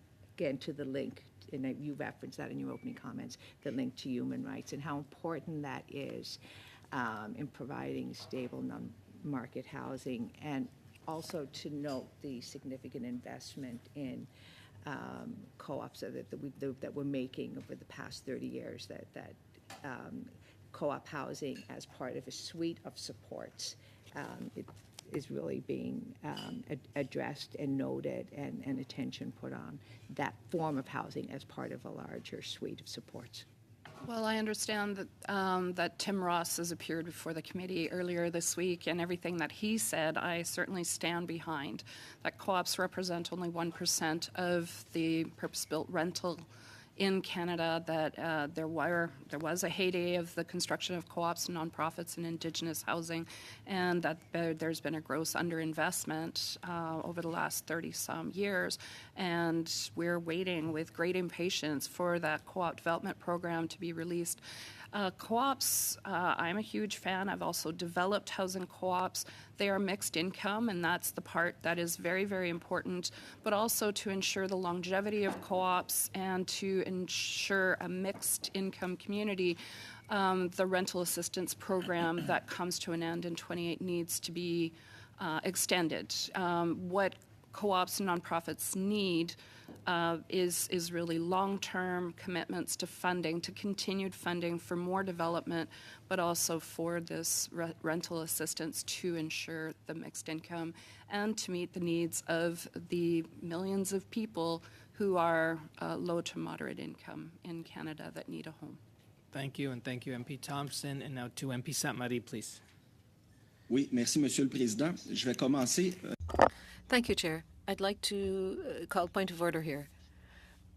In the House, there may be votes all night, and these votes may begin at approximately 5:45 p.m. So I would ask you to come back to us later in the day with a decision about what we're going to be doing for our last panel out of respect for our witnesses scheduled, therefore.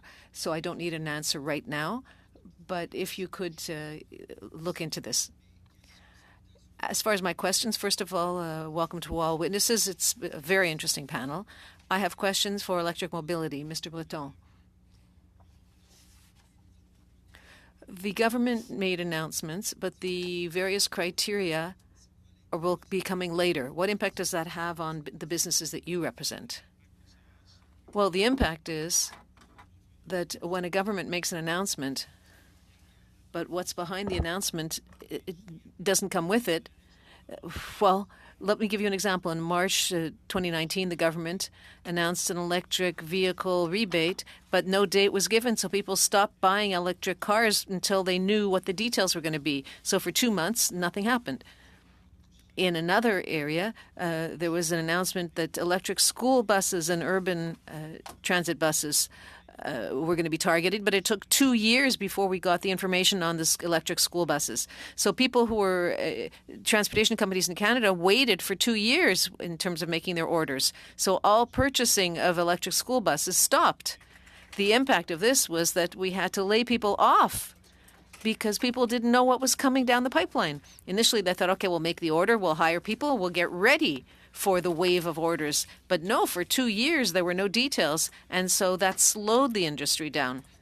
So much so that when the details were finally announced, what happened was that they didn't correspond to what had been initially announced. So then there were companies who had to lay people off. And in terms of off-road vehicles, the announcement was made 1.5 years ago. I was very pleased, but for the last 1.5 years, I've been getting in touch with government officials to have the definition of what an off-road vehicle is. It doesn't seem to me to be that complicated. You know, what is an off-road vehicle? But I've been waiting, and I'm very impatient, as are our members. We are eagerly awaiting this because people in the meantime have to lay people off because this announcement is not leading to anything. This is of concern, of course. So the government has to understand the message, which is that the industry adapts to government announcements. So it's important to be consistent and quickly publish the criteria so that industry can adjust. As far as the definition of off-road vehicles is concerned, we still haven't had a government definition. Do you have a definition to propose to the government? Yes.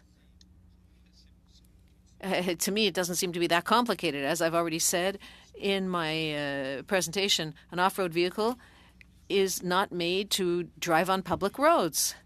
People think of Sea-Doos, snowmobiles, ATVs, but there are also mining vehicles and airport vehicles. There are airport tractors that transport baggage. They're considered off-road vehicles.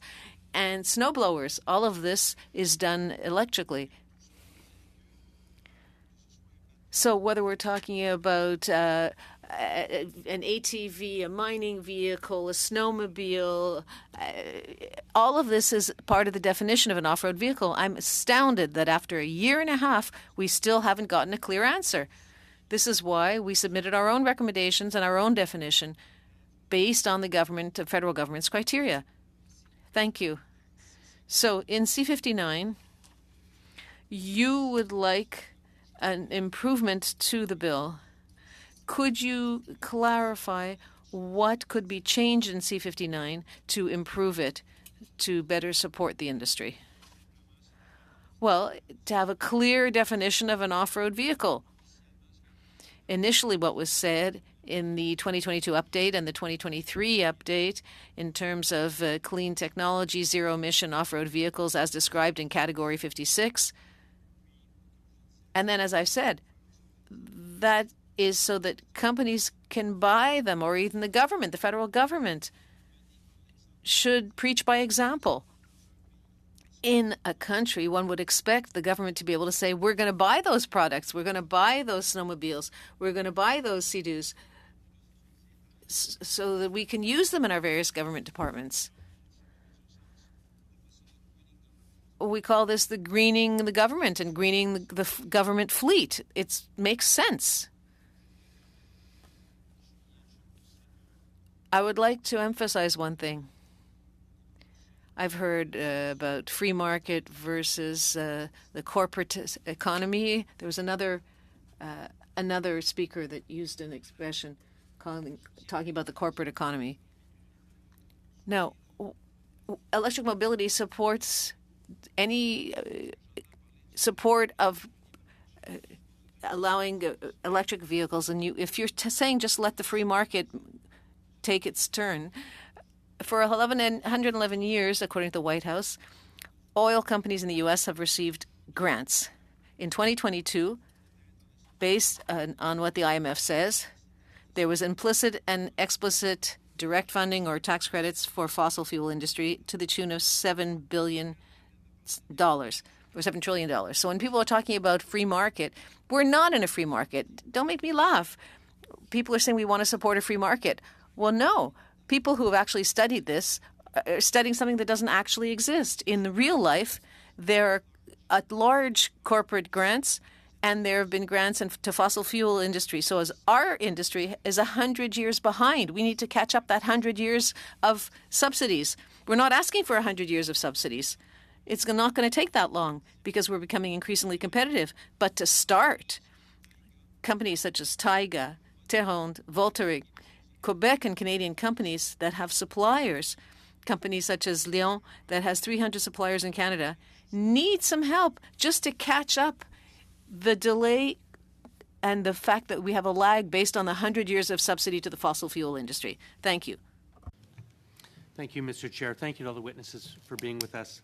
Ms. Zuhl, in 2022, the Office of the Federal Housing Advocate released a series of research reports that explore the growing trend of financial firms using housing as a commodity to grow wealth for their investors. That report confirmed that this phenomenon, known as the financialization of housing, is contributing to unaffordable rent increases, worsening conditions, and a rise in evictions.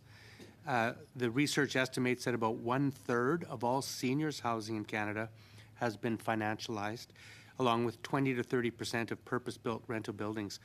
What steps should the federal government take to address this, in your view? Well, thank you. Thank you so much for this question. And it was the subject of a HUMA committee study not too long ago.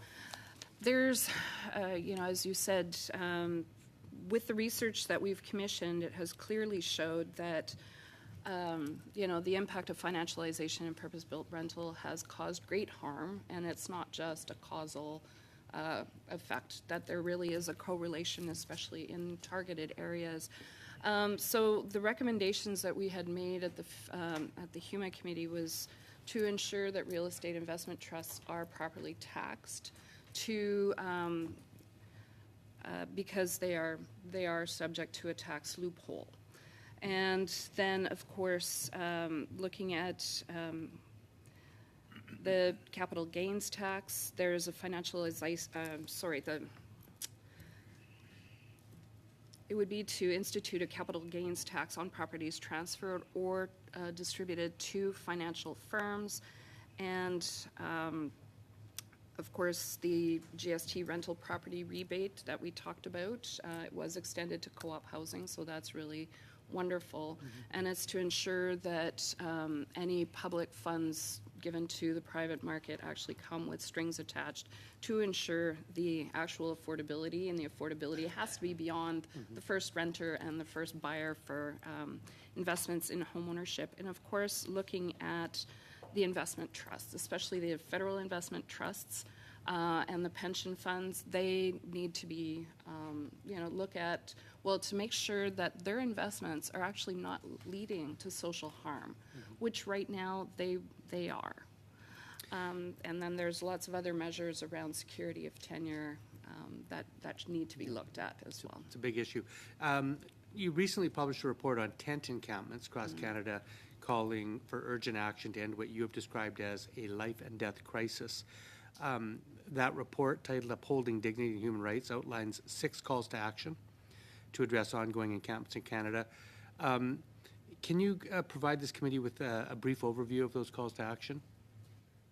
What we're calling for is the government to, the federal government to have an encampments plan, national plan, to lead the way. That involves all levels of government, including Indigenous governments, and that includes new funds.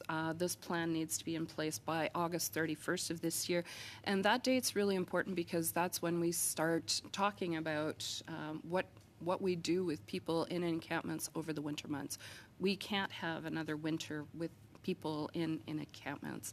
And then, and so we can't be robbing Peter to pay Paul either, so we need new funding that's directly related to this.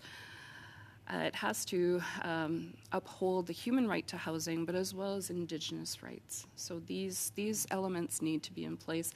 And we also need to properly engage with people who are living in encampments. And I can't stress this enough. It's not just a question of listening. We already have a plan, but we're going to listen to you and then implement what we always plan to implement ourselves. Anyways, a top-down approach does not work. But working with people with the lived experience who are in encampments will shed a very interesting light on what's not working. Why are they choosing to live in such brutally vulnerable situations? Why can't they access shelters? Why won't they access shelters? What are the barriers? Because the barriers are different from one community to another, and the way encampments manifest is different. But the solution is not shelter. That we're talking about the human right to housing, and permanent housing that meets people's needs. That is the solution. But while we're waiting for that to happen, people's human rights to dignity and safety have to be met, and that means servicing the people in encampments. When we leave these rooms 2 blocks from Parliament Hill in the nation's capital, we will see people sleeping on the streets. And that's been a fixture in this town for as long as I've been a member of Parliament, and it's getting worse. So thank you for those words. Ms. Love, first of all, thank you and all of Canada's dental hygienists for your contributions to Canadians' health. Dental care, oral health care is primary health care, and thank you for that, your work in this. 2 quick questions. I'd like the general reaction of Canada's dental hygienists to the Canadian Dental Care Plan. And second, what reason, if any, has the government given to you for that 15% discrepancy in fees to independent dental hygienists? I would think that independent dental hygienists, if anything, would have a claim for higher fees because they have overhead, but at least they should be paid equally to hygienists in dental offices. What has the government told you for that? Well, thanks very much. First of all, hygienists in Canada are thrilled to have a national dental care plan for Canadians, especially vulnerable Canadians, because dental hygienists are focused on preventing disease before it happens. And that's why we're very pleased to be listed as a provider along with dentists and denturists in this historic plan. So $13.5 billion, we're totally supportive. Is the plan perfect? No. But we didn't expect it to do, and government said it won't be perfect when it's launched. But they've committed to working with us. So the fee disparity, we have no idea why. But we have met with the minister, and he is committed to pay, to look at the pay equity issues, especially since we're a primarily female-dominated profession. It is an issue.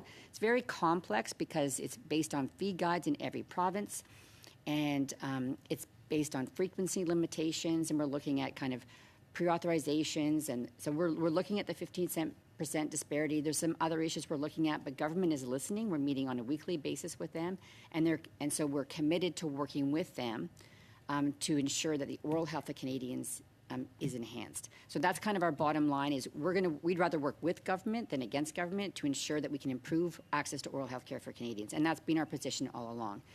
And we don't expect it to be perfect, but we expect government to continue to work with us to get it somewhere where it's reasonable and fair. And so we've got about 10 minutes left, members and witnesses. So we're going to do 2 minutes per party, and that'll bring us to the top of the hour. So we're starting with MP Lawrence for a couple of minutes. Thank you very much, and thank you. My questions will be focused on Mr. Woodrick. I want to ask you, you gave some great testimony with respect to competition, but of course the reason why we are pursuing competition is to improve the overall prosperity and to do that by increasing productivity. You've written in the past about the need for a productivity commission, about the need for tax reform, which I think are all great ideas. But what I don't think is getting across, unfortunately, to the general public, it is definitely getting the Bank of Canada, is the trajectory we're on. We just went through a lost decade. We had basically zero economic growth over 10 years. The gap between the United States and Canada has never been larger. We are falling into a prosperity hole. Could you please paint the picture of what it might look like if we have another lost decade? You'd see us in the much vaunted global rankings of where countries stand, we would be tumbling even further than we have now. Look, every government has to wrestle with the trade-off between growth and redistribution. And I think it's fair to say that the government we have today places more emphasis on the redistribution part. Even former members of the government itself have stated once they've left office that this government is less concerned about growth than redistribution. I think we've got that balance out of whack. Redistribution is great. It's hard to argue against it. But growth determines the total amount that you have to redistribute. And the idea that you're going to be able to calibrate growth in exactly the same way, rather than growing as much as you can and then sharing the spoils after the fact, I think the better approach is to focus on growth. The rising tide lifts all boats, and when you have more resources to work with, you can worry about redistribution after the fact. Thank you. That's fine. Thank you very much. Thank you. Thank you, MP Lawrence. Now to MP Weiler, please, for a couple of minutes. Thank you, Chair, and thank you to the witnesses. First, I just want to start by correcting something that was said earlier by our colleague, Mr. Morantz, on inflation.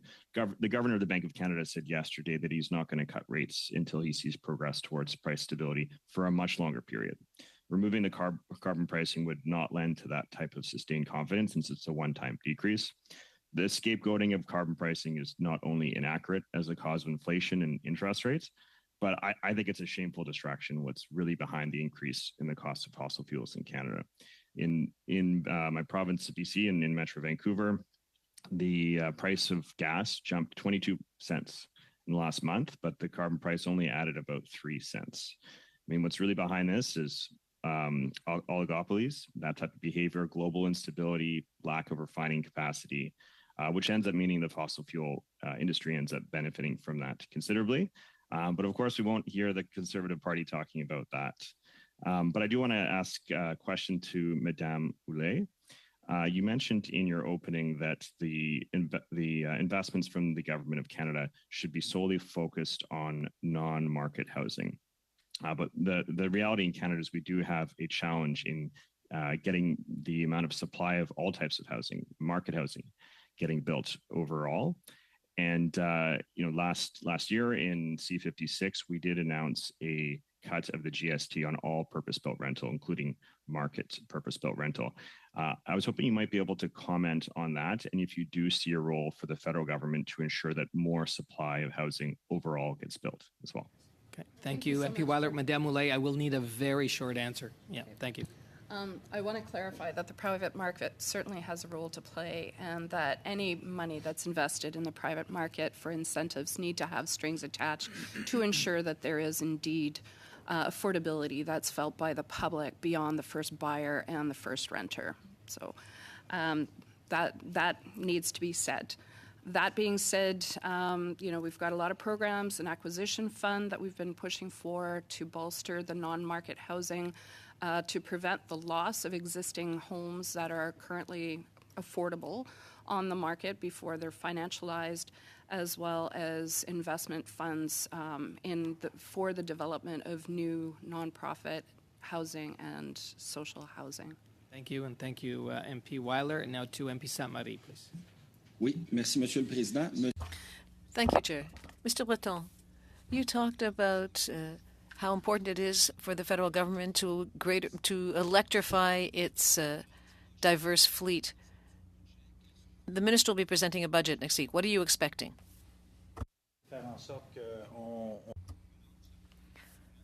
well, the electric vehicle recharging industry should be relaunched because that's been blocked for months, and that caused other recharging industry infrastructure problems and delays. There should be a continuous government will to increase the share of all kinds of electric vehicles, not just light vehicles, but school vehicles, trucks, etc., that the number of emissions could be a law. There are many steps that the government has implemented, and I'd like to congratulate the federal government about this because the Canadian government is transforming the automotive industry and the trucking industry in Canada to create the jobs of the future. But if we're talking about efficiency, one of the reasons for Canada being inefficient is that our cost of energy is too low. So as economists and as an energy specialist for 40 years, I can say that it's surprising to have people say that the carbon tax is expensive, but we're not efficient. Well, you can't have both. If you want to bring down the cost of energy, you're not going to be efficient. Message heard. Thank you. Thank you, MP St. Marie. Now our final questioner, MP Davies. I have two questions. First to Ms. Love. Can you update us on what the sign-up by dental hygienists has been for the CDCP? We don't have exact numbers because the government has that data and they haven't shared it with us, but we do know through social media, dental hygienists across the country are posting, I signed up, I've enrolled. So we're waiting for government to share that data, but we have had positive feedback across the country. Can you give us a sense anecdotally of what the reaction has been? Are most dental hygienists excited to sign up for the program? I think most dental hygienists are excited, but there's concerns. We've had a number of information sessions because there needs to be clarity. Not a lot of popularity with Sun Life as the benefits administrator because they have been difficult to work with for dental hygienists for many years. The government's aware of that, and Sun Life has committed to be ready for full electronic claims by May 1st. Thank you. Ms. Uhl, can you confirm how the federal government has responded to those 6 calls to action about encampments, if any? Well, I'm actually expecting a briefing today on the housing plan that's being released tomorrow, so I'll be able to answer that tomorrow. Okay. Thank you, Mr. Okay, well, thank you, MP Davies, and we thank the witnesses for your great testimony. We appreciate it. We wish you the best with the rest of the day, and we're going to suspend now as we transition to our next panel.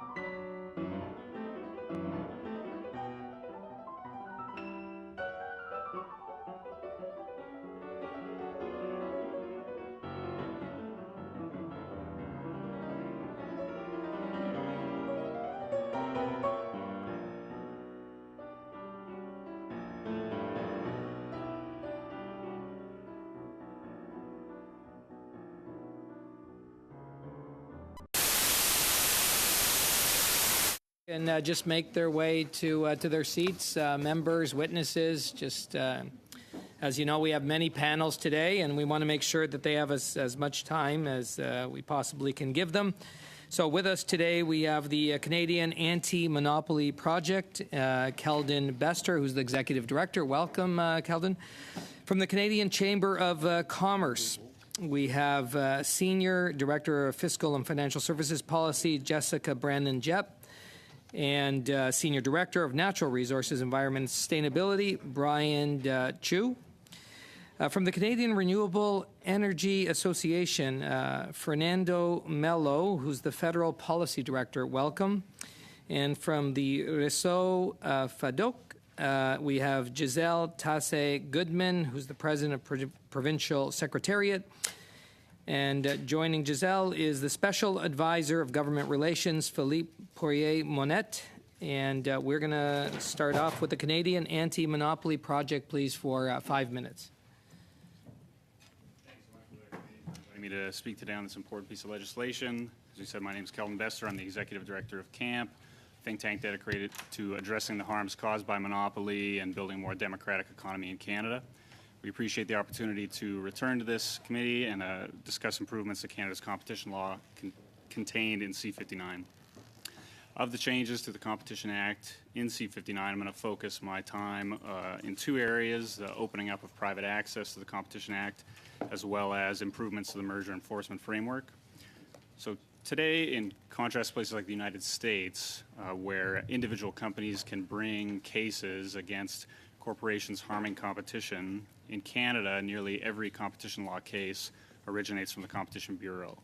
Now, despite the Bureau's best efforts, it's an organization with finite resources, can't have eyes on every aspect of Canada's $2 trillion economy. A more decentralized competition law enforcement framework is more likely to address harms to competition, especially those affecting small and medium-sized businesses. Accordingly, a robust private access framework is an important complement to the expert work of the Competition Bureau, and C-59 creates a foundation for this by expanding the scope of private access, as well as allowing for damages to be claimed for harms caused by anti-competitive conduct. Shifting to enforcement against harmful mergers, today the Competition Act downplays the role that market structure, the number and relative size of players in a market, play in determining competition. By removing language that rejects market structure as a potential indicator of the likelihood of competitive harm and adding increases in concentration as a factor in evaluating a merger, C-59 gives our competition law a better defense against mergers in markets where Canadians already face limited choices. C-59 also addresses a gap in Canada's law that ignores a core component of our economy from the analysis of mergers. We often talk about competition and the benefits to consumers, but Canadians benefit from competitive markets not just as consumers, but as entrepreneurs and workers as well. Competition law has long focused on the effects of consolidation on consumers and businesses, but ignored largely the potential effects on workers. Thankfully, this is changing. It's changing at home with the addition of wage fixing and no-poach agreements to our laws, and it's changing abroad with the inclusion of the effects on workers in a recent U.S. Federal Trade Commission challenge against a major merger in the grocery sector. C-59 is another positive step in this direction. By including effects on mergers as a potential factor for review, C-59 gives our competition law a more complete view of the cost of consolidation to Canadians. But in addition to these changes, the committee should consider the ways in which C-59 could go further to protect Canadians in markets where they already face limited choices. When a market is highly concentrated, that is characterized by a few large players, further mergers and consolidation are more likely to harm competition at the cost of Canadian consumers, workers, and entrepreneurs. Recognizing this, a bias against mergers in markets with few players, often referred to as a structural presumption, should be incorporated into Canada's competition law. With the structural presumption, merging parties must work harder to prove that a merger truly is in the benefit of Canadians, and these presumptions can intensify as markets become more concentrated, banning them outright where a single firm dominates a market, for example. As others have pointed out, Canada's current competition law has repeatedly allowed mergers to near or literal monopoly, killing competition and choice for Canadians. This is a consequence of a competition law that does not take market structure seriously, a trend that C-59 is an opportunity to break with. C-59 is an important component of comprehensive reform to the law that Canadians depend on to protect competition and affordability in all sectors of the economy, and this committee has a chance to strengthen these reforms to truly protect Canadians. Thank you for your time, and I look forward to your questions. Thank you, Mr. Bester. And now we'll hear from the Canadian Chamber of Commerce, and I believe you're splitting time, Mr. Chu and Ms. Brandon Jebb. Yes? Thank you, Mr. Chair. Honorable members, honorables députés, nous avons le plaisir de nous... It's a pleasure for us to appear before you on behalf of the 400 Chambers of Commerce and the over 200,000 businesses of all sizes, of all sectors of the economy, and of all regions of the country. The Canadian Chamber of Commerce's main concern today is the fact that the economic competitiveness of Canada is weakening, while our productivity has shrunk over 11 of the last 12 quarters. What this means is that Canadians have fewer opportunities to pursue their personal goals, and they have to spend more to be able to maintain their lifestyle. The government should consider business of all sizes as essential partners in our collective success, as being capable of stimulating investment and growth and of contributing to meeting the productivity challenge. The committee has already received our formal submission on C-59, which included 7 specific recommendations and proposed amendments. Today, we will focus our comments on investment tax credit, competition policy, and the digital services tax. First, Canada's new investment tax credits. Overall, the Canadian Chamber applauds new investment tax credit like the new CCUS ITC as a tool to unlock private sector investment in low-carbon economy. In order to maximize the impact of the clean technology manufacturing tax credit, we recommend they be refined to include intangible property and mine development investments. Further, we believe the Clean Technology ITC should be expanded to include pension plans similar to the Fall Economic Statement inclusion of real estate investment trust. We recommend expanding the eligibility of this tax credit to encourage investment in housing and commercial real estate that supports the decarbonization of Canada's economy. Given the current uncertainty around the permitting environment in Canada, we also recommend extending the timeline for phasing out the Clean Technology Manufacturing ITC and the Clean Electricity ITC in order to secure large investments within the Canadian mining, manufacturing, and electricity sectors. Finally, it is imperative that all the new ITCs are implemented as soon as possible with clarity on procedure and eligibility so that the private sector can fuel the next wave of long-term investment in our economy. On to competition policy. We remain concerned by the ad hoc approach to changes to the Competition Act and would encourage the government to carefully review our submission and continue to consult with the business community, including the U.S. Chamber of Commerce, on changes to the Act. In particular, there are concerns around overwhelming the Competition Tribunal with frivolous claims, and there has been a lot of talk about structural presumptions in merger reviews, pointing to the misguided interpretations of the U.S. merger guidelines as inspiration. These issues, among others, have the potential to make Canada's competition regime less effective rather than improving it. Which brings us to new corporate taxes and the digital services tax. The irony is that just as we're contemplating ITCs and refinements to our competition regime to spur private sector investment, innovation, and growth, a range of new business and potential taxes threaten to repel investment, create uncertainty, and discourage new players from entering the Canadian marketplace. Specifically, we call on the government to avoid imposing new taxes on the business sector, as C-59 proposes to do with the digital services tax. DST is particularly concerning as it includes a retroactive tax to 2022 on online services Canadians have come to rely on, even though over 120 countries, including our largest trading partner, the US, have agreed to delay imposing such taxes. The DST is the latest proposed tax which violates several critical tax principles which provide clarity, certainty, and stability for business and help ensure Canada remains a competitive environment for investment. First, we strongly object to the concept of tax retroactivity, which has been a concern in the latest proposals regarding both DST and EIFEL. The effective date of proposed taxes should be the next tax year or upon proclamation, at a minimum. Retroactivity robs businesses of the certainty they need to make productive investments in innovation and growth, as well as has a chilling effect on the future investment across the economy. Second, we oppose any measure which will increase costs for businesses and Canadians when both are facing challenging economic headwinds. This new tax will affect far more than just large multinational corporations.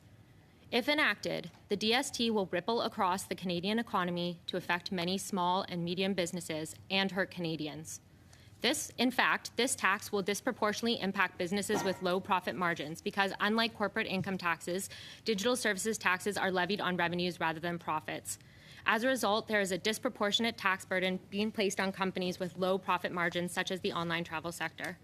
Finally, we must sound the alarm that successive administrations in Washington have signaled that enacting a DST could provoke damaging trade retaliation, potentially against key sectors of the Canadian economy.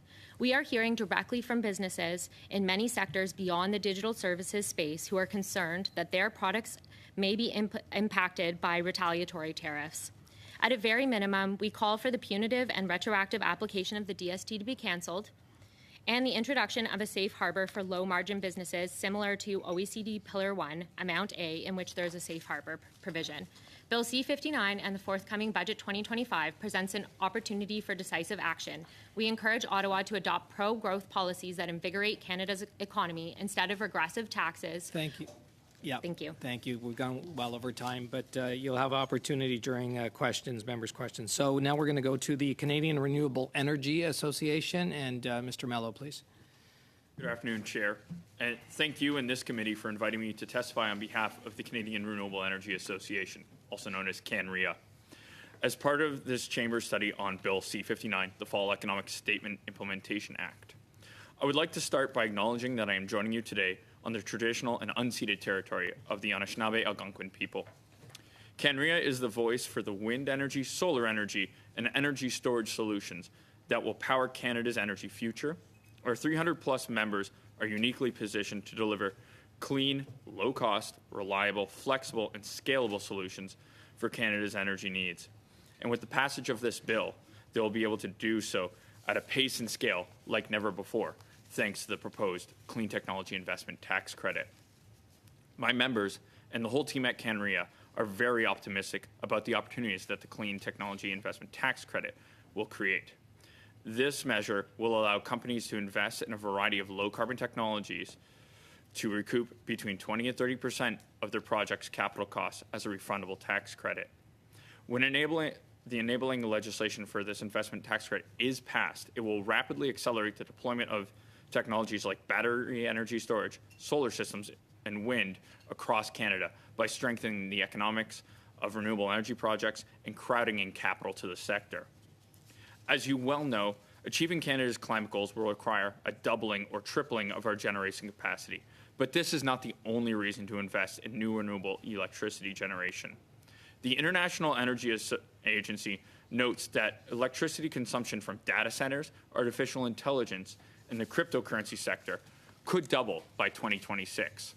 If Canada wants to stay ahead in a rapidly digitizing global economy, we will need more electricity generation, and the Clean Technology Investment Tax Credit and the forthcoming Clean Electricity Investment Tax Credit will enable that. With these investment tax credits in place, Canada will be a competitive market for international developers of wind, solar, and energy storage projects to invest in. Their relatively straightforward design and refundability will put the country in a competitive position relative to the U.S. and other jurisdictions that are looking to decarbonize their electricity systems. Companies looking to invest in renewable energy have also stated that the fact that the Clean Technology Investment Tax Credit is available out to 2034 gives them confidence Canada will remain competitive in the long term. That said, CanREA members and their capital providers have made it clear without these credits, they will invest in the U.S., EU, and other markets where a path to profitability is clearer.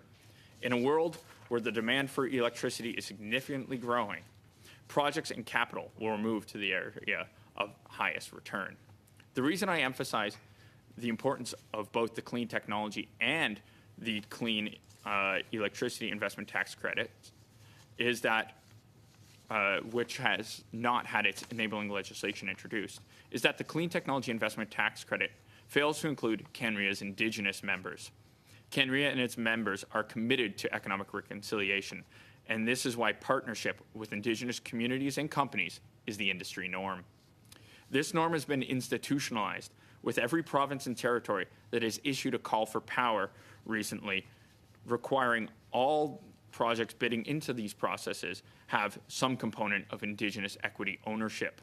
The exclusion of Indigenous entities from the Clean Technology Investment Tax Credit makes it incredibly difficult for bids into calls for power to be structured and renders the industry's traditional limited partnership ownership structure unworkable. CanRIA has been advocating for change since the draft legislation for the Clean Technology Investment Tax Credit was introduced in the summer of last year. Including Indigenous entities as eligible entities to receive the Clean Technology Investment Tax Credit will resolve the issues I outline above. For further details on this, I would encourage members of this committee to refer to CanRIA's submission that accompanies my testimony today. Thank you very much for your time and consideration. I look forward to your questions. Thank you, Mr. Mello. And now to Réseau FADOC. And we have Madame Tassé Goodman will be speaking on their behalf. Monsieur le Président, je vous remercie. Thank you, Chair. Ladies and gentlemen, members, my name is Gisèle Tassé Goodman, President of Réseau FADOC. With me is Philippe Poirier-Monette, Special Advisor in Government Relations. I'd like to thank you for this opportunity to comment on Bill C-59. Réseau FADOC is an organization of people aged 50 and up, which counts 580,000 members. Through our various interventions, we seek to make elected officials and members of civil society aware of the reality of seniors so as to improve their quality of life. Because Bill C-59 is a very technical piece of legislation, we'll take advantage of our appearance before this committee to reflect upon certain measures which could be helpful for the senior citizens. As the federal budget is about to be tabled, it's important to emphasize that efforts must be deployed to improve the quality of life of such a significant portion of the population. In the previous budget, our organization welcomed the implementation of a one-off grocery assistance for the lower-income people. FADOC also was very pleased with the government's will to extend the dental care plan to seniors. Our members were very enthusiastic in their reaction to this. Bill C-59 also has various technical amendments to promote the application of the dental care plan. The deployment of this plan is eagerly awaited. Réseau FADOC hopes that everything will be done quickly and without delay, and smoothly. But there are certain measures which were missing from the last budget as well as from last November's economic statement. During the 2021 election campaign, the government committed to increasing the guaranteed income supplement by $500 per year for people aged 65 and up who were living alone, and by $750 a year for people living in a couple. 3 years later, seniors are still waiting. People receiving the guaranteed income supplement are among the lowest income in society. Réseau FADOC hopes that this promise will be respected. In 2021, the Government of Canada also committed to implementing a tax credit for experienced workers. Given the current labor shortage, this measure would be favorably received because it would promote the return to work or maintaining at work of several individuals. Another proposal, which is not yet coming to fruition, deals with extending the Canadian caregiving credit so as to make this refundable, tax-free payment. Through these amendments, the tax measure would be available to lower-income Canadians and would target a greater number of caregivers whose involvement is essential. And finally, we would like to talk about the 10% improvement in the old age security pension, which was reserved exclusively for people 75 and over. This has been and continues to be necessary. But people aged 65 to 74 don't understand why they're being excluded from this increase. Currently, if you're under age 75 and you receive only the old age security pension as well as the guaranteed income and supplement, will have an annual income of $21,345. A senior in this situation is below the poverty threshold of Canada based on a consumer basket measurement. This actually only refers to the cost of a very minimal subsistence grocery basket. Someone with this level of revenue is in an economically vulnerable situation. Financial distress knows no age. People aged 65 to 74 should also benefit from a 10% improvement in the old age security pension. I'd like to thank members of the committee for listening to us, and we are ready to answer your questions. Thank you. We are going to get into questions right now. So in this first round, each party will have up to 6 minutes. The first 6 minutes will be from MP Williams, who's welcome to our committee, MP Williams. Yeah, and so as not one of our permanent members, but we look forward to hearing your questions. Yes, you can tell by the name tag I'm not a permanent member, but I'm happy, Mr. Chair, to be here again. It's always nice to be in the Finance Committee, and thank you to our witnesses for joining us today. Mr. Bester, it's great to see you back again to talk about the changes to the Competition Act. We've had a series of bills to amend the Competition Act in this Parliament. First was my bill. I had a Bill C-339 to eliminate the efficiencies defense. I had another private member's bill because that one was taken with the last government bill on open banking, which is always great. But the government followed our lead with C-56 and C-59, and I know that we've had a lot of input from your group into these bills, but I want to first start with what is missing? What recommendations did not get included that are really important to this bill and to competition in Canada? Well, there's a number of a laundry list, of course, but I think we focus on the big areas where there's still room for improvement. As I mentioned on the merger side of the House, taking that structure seriously, ensuring that our oligopoly situation doesn't continue to backslide for Canadians. The second would be on the abuse of dominance side. Are we addressing the threat of abuse of dominance, or are we just waiting for Canadians to be harmed and reacting and well after the businesses may have failed? Finally, I think there's an anchoring piece around the purpose of the competition law. We haven't looked at it since 1986. We're still too focused on things like efficiency that have led to consolidation. So if there were 3 big areas, I think it's mergers, abuse of dominance, and the core purpose of the legislation.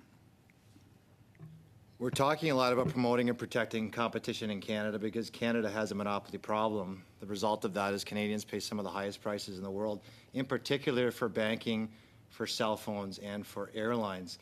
It's going back to your mergers, and if it's not addressed in this bill, this government has been involved in approving 3 mergers that have hurt Canadians: Rogers Shaw, RBC, HSBC, and WestJet and Sunwing.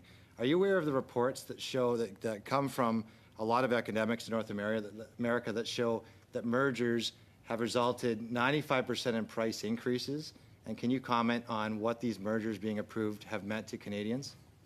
Well, there's a wide academic literature, you're right, on the effect of mergers on factors like prices, but not limited to, also including things like quality and innovation. And what we see, I think there's mounting evidence that we need to have, again, as I say, this bias against mergers, especially in already concentrated markets. We need to look at what kind of growth we want to have. Is it paper growth through acquisition, or is it through investment, hiring Canadians and offering new products? You touched on in your opening, not only does this hurt Canadians, their pocketbooks, it's also workers.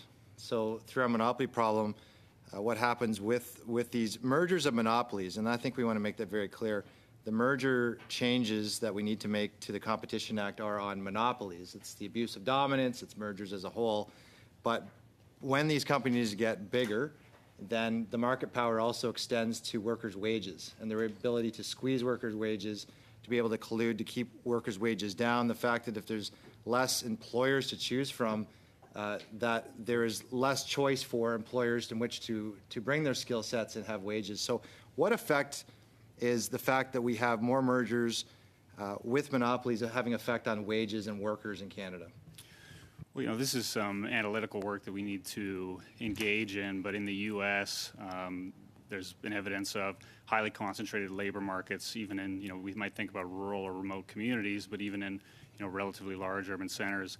So what we need to think about, Canada having relatively higher levels of concentration, having more oligopolies than our friends in the U.S., it would make sense that effect is the same or magnified, where workers are limited and can be prior to changes frozen out through agreements like no poach and wage fixing.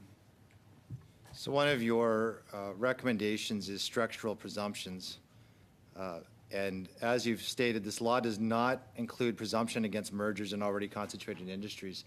Does that mean that the mergers that have already been approved, so HSBC, RBC, Rogers, Shaw, will continue if this bill goes through in its current form? This bill does make improvements, as I mentioned. Pulling in structure, again, is something we should pay attention to. The law doesn't totally ignore it, but it really deprecates it. So if we really want to guarantee that we don't have another Rogers Shaw, that we don't have another RBC, HSBC, we need to take that next step and really encode that bias against further concentration. And then tell me about some of your other recommendations for merger remedies. You talked about strong and simple remedies, open-ended merger review, creeping roll-ups. Tell us about how those could be changes or amendments that would strengthen this bill to ensure we stop some of these mergers that are hurting Canadians.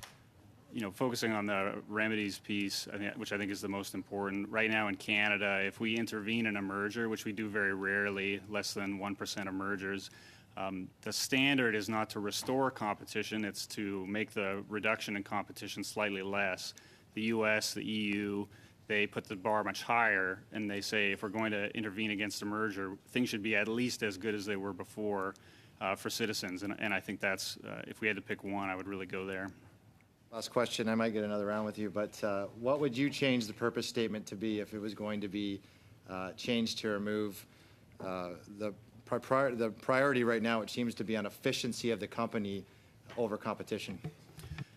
I don't have a prepared text, but I think a phrase that I'd really like to see in there is fair competition. And again, competition that benefits Canadians, both as you said, consumers, workers, and entrepreneurs, as opposed to the efficiency that we've seen, so I think mistakenly drive us towards oligopoly. To MP Zarowitz, please.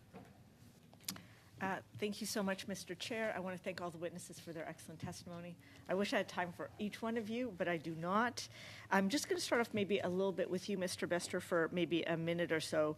I just wanted to put into our record, we did have our competition commissioner come before our committee on C-59. He's also been before Senate, and actually was before Senate when he made the following statement. He said, fortunately, the changes proposed in C-59, together with the recent reforms made in C-19 and C-56, represent a generational upgrade to our competition law framework. I applaud the government, parliamentarians, and citizens from across the country for their efforts in shaping the modernization process. It's a product of years of public and expert dialogue and parliamentary debate.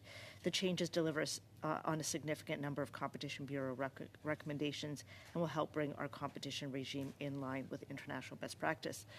So I want to put that in, but I did want to say thanks to you. You made some excellent recommendations, and I actually really appreciated your exchange with Mr. Williams. I actually think there's a lot more we could be doing, but I think that we have done a significant amount, and I think it's very, very critical that we acknowledge that. I personally would love to see a review of right across our whole government around what's actually stopping competition from happening.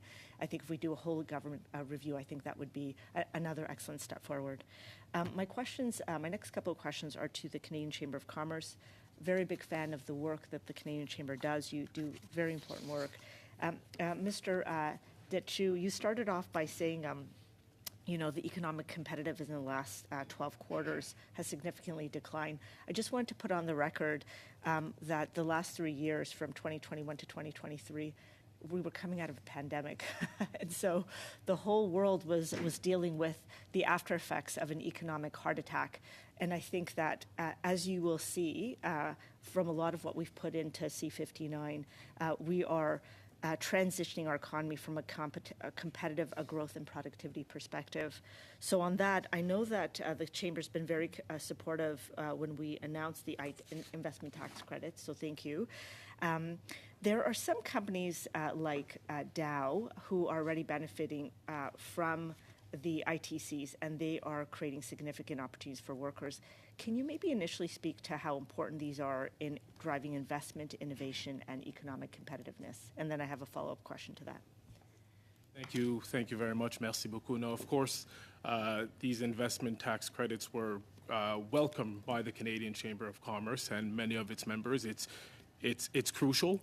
It's crucial in our efforts to decarbonize our economy. It's crucial in our efforts to create the jobs of tomorrow. And I guess it's also important to mention that it was also very important in response to the Inflation Reduction Act that we saw passed in the United States. So for numerous reasons, and I could go on for a long time talking about the benefits of the ITCs.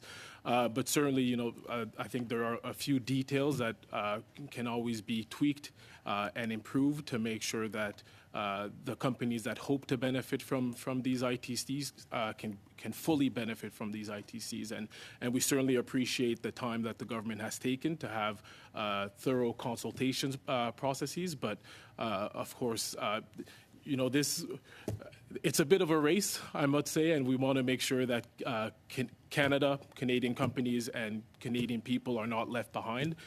So we do urge the government to continue to move forward and to, as much as possible, speed up the process of the implementation of these investment tax credits. Well, and I want to say thank you. You have encouraged us to implement the ITCs ASAP, which means passing C-59 as soon as possible, and we've heard that from industry as well. My second question, which is a follow-up, the Dow Group was with us on Tuesday, and they've set up a net zero facility in Fort Saskatchewan. And what they did is they spoke to us of the importance of having a market-based carbon trading regime and its revenue generation capabilities for net zero facilities like theirs. And I'm wondering if you would agree that companies like Dow, if you would agree with companies like Dow and the profitability that carbon pricing will ensure well into the future for businesses. Thank you for your question. On carbon taxing, I think I'll be very clear. The Chamber has been on the record in support of the carbon pricing regime. What I should note is, one, the money that is owed to small businesses and should be redistributed to small businesses, but because that is crucial in their efforts to decarbonize their operations. And two, one thing that Canadian businesses need is certainty and predictability. So that's another thing that I wish to stress.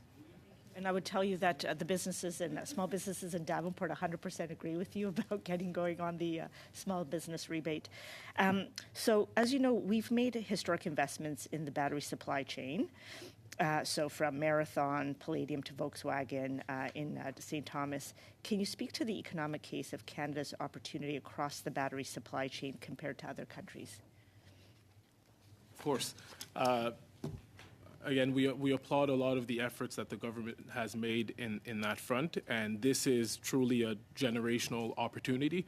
It's a generational opportunity for Canada. It's a generational opportunity for a number of the regions that are involved, especially in Ontario and Quebec, where a lot of that supply chains will be, but that it will also have impacts across the nation. So we certainly support that. Again, there's in policy and a lot of efforts that the government has been pushing forward. I think there's always room for improvement, and there's always room for further dialogue with the business community to make sure that we get this generational opportunity right. Because again, when we talk about, for example, mining, it's something that I work a lot in. These projects take many years to build. These are long-term projects, and investment decisions are not made overnight. A lot of companies will tell you they know today what they will invest in, a year, 2 years, 3 years from now. So certainly we need to make sure that we get this right, because if we don't, who knows when that door will be open again. It might be too late by 2030, and certainly as the government is trying to hit many of their targets in 2030, 2050, whatever it is important for us to get it right today so that those targets can be reached. Zarowitz, and now we'll go to MP Sainte-Marie, please. Oui, merci, Monsieur le Président. Alors, salutations. Thank you, Chair. And thank you to all witnesses. I have questions for FADOC. But first, I'd like to make a comment in reaction to the Canadian Chamber of Commerce statement. If I've understood you correctly, you are asking for withdrawal of the web giant portion. Just to keep things in context, the government was talking about wanting to pursue this measure for years now. If the OECD and G20 project to have minimum global tax of 15% is implemented, that was the #1 goal, to fight against the use of tax havens and to fight companies that aren't paying their fair share of taxes so as to, in order to falsely declare their income in those jurisdictions. So the tax will be implemented in the interim basis, but it's really targeting web giants. It says in the law that the sales volume in Canada has to be several $100 million. So perhaps I didn't understand, but we're not talking about small or medium-sized businesses here. And when I talk about the members of the Canadian Chamber of Commerce companies in Joliet, they're saying they're fed up of having to compete with multinationals who are not paying their fair share of taxes because they're using tax havens. So to me, this is an important measure. Of course, I hope that the OECD is able to impose a minimum global tax of 15% so that what is immoral becomes also illegal. I'm very surprised to see that the Canadian Chamber of Commerce is defending the web giants. I'm quite surprised and quite disappointed. That was the comment I wanted to make. And now as for my questions for FADUC. Ms. Tassé-Goodman, Mr. Mayor, thank you for being here. The one-time grocery assistance was the GST credit for lower-income Canadians that was implemented twice. Why is it important to have this in the upcoming budget? Thank you for the question.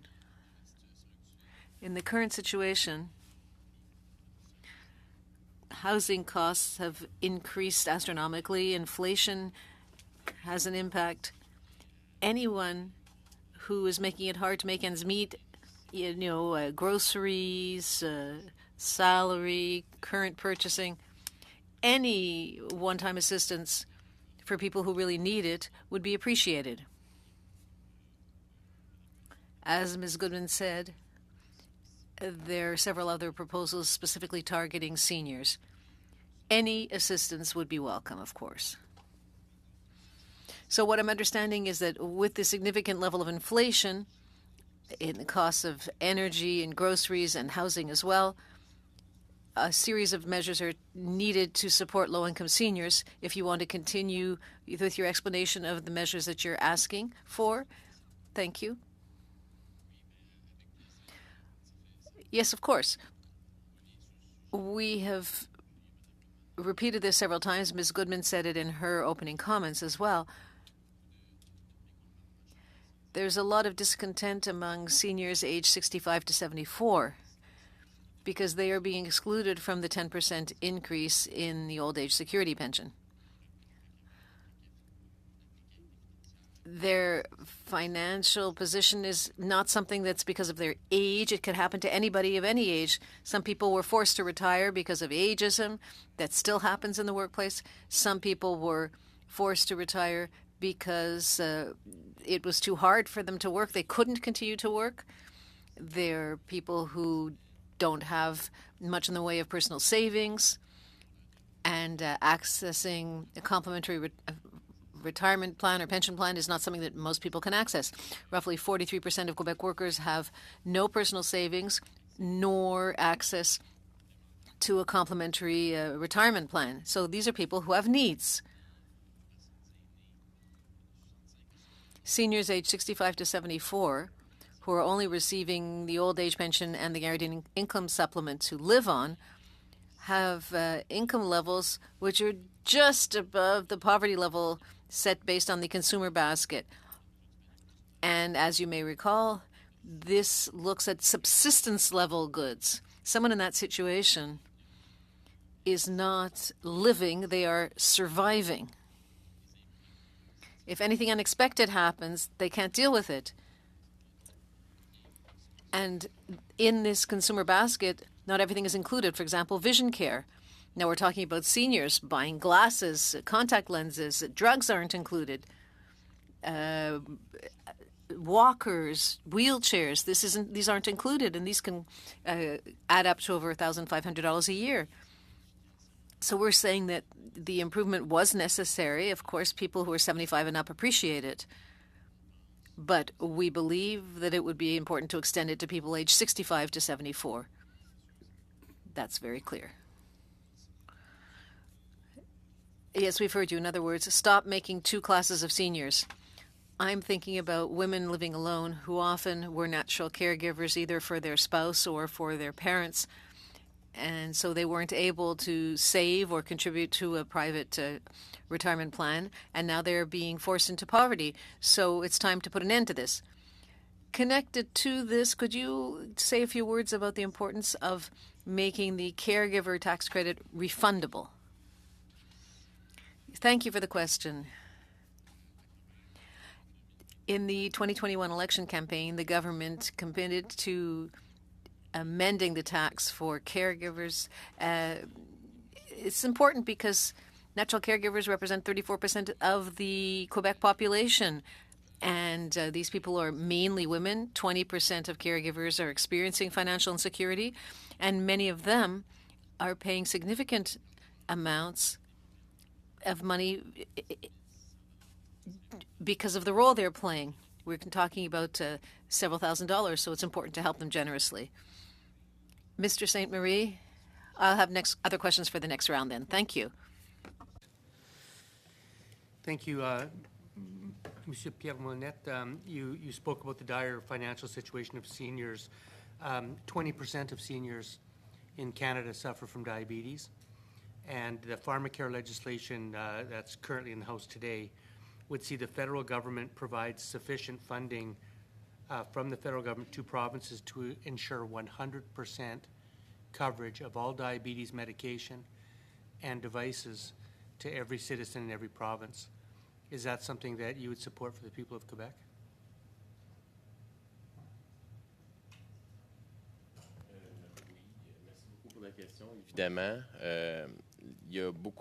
Yes, thank you very much for the question.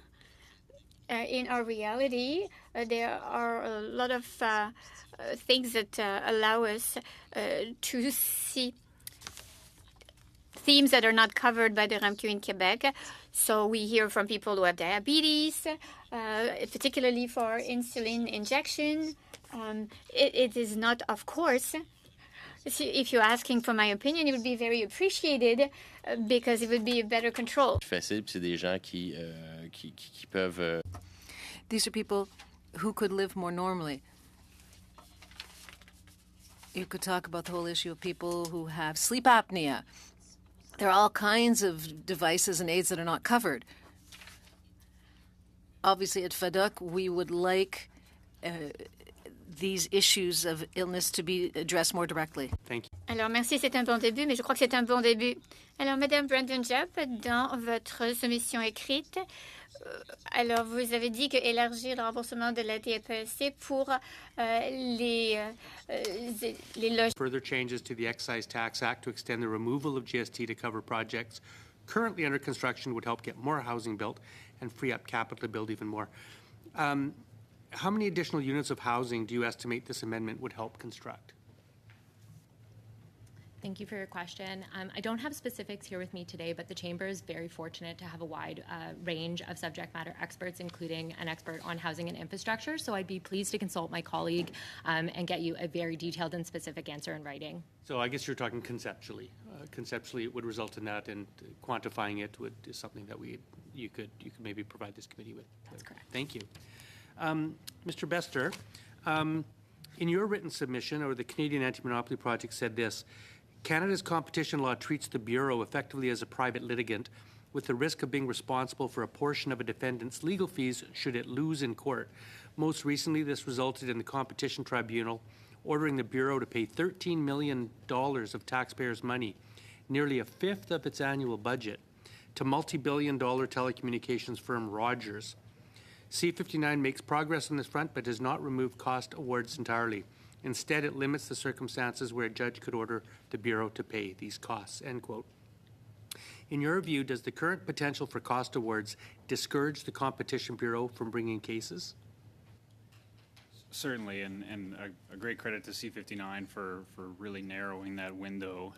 I think it not only discourages the Bureau from taking cases, but somewhat perversely discourages the Bureau from taking cases against the biggest companies, those with the biggest legal firepower, and says if we want to take a less risky approach, we can maybe go after medium and more smaller players. So I think there's a chilling effect, and then there's also a specific shaping that the Bureau is there to go after folks that regular Canadians cannot, and I think this runs counter to that. Thank you. That's an astute observation, I think. Should Bill C-59 be amended to remove cost awards from the Competition Tribunal Act entirely, in your view? That's our view.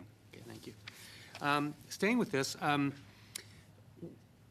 McDonald Laurier testified earlier, and they, I think, if I'm being fair to their argument, argued that structural presumptions were unwise. What's your response to that? Well, I think what did we get for ignoring structure over the past 40 years? C.D. Howe put out a piece saying of the 8 contested mergers in Canadian history, 7 of them resulted in market shares of over 60%, and 4 of them resulted in literal or near monopolies.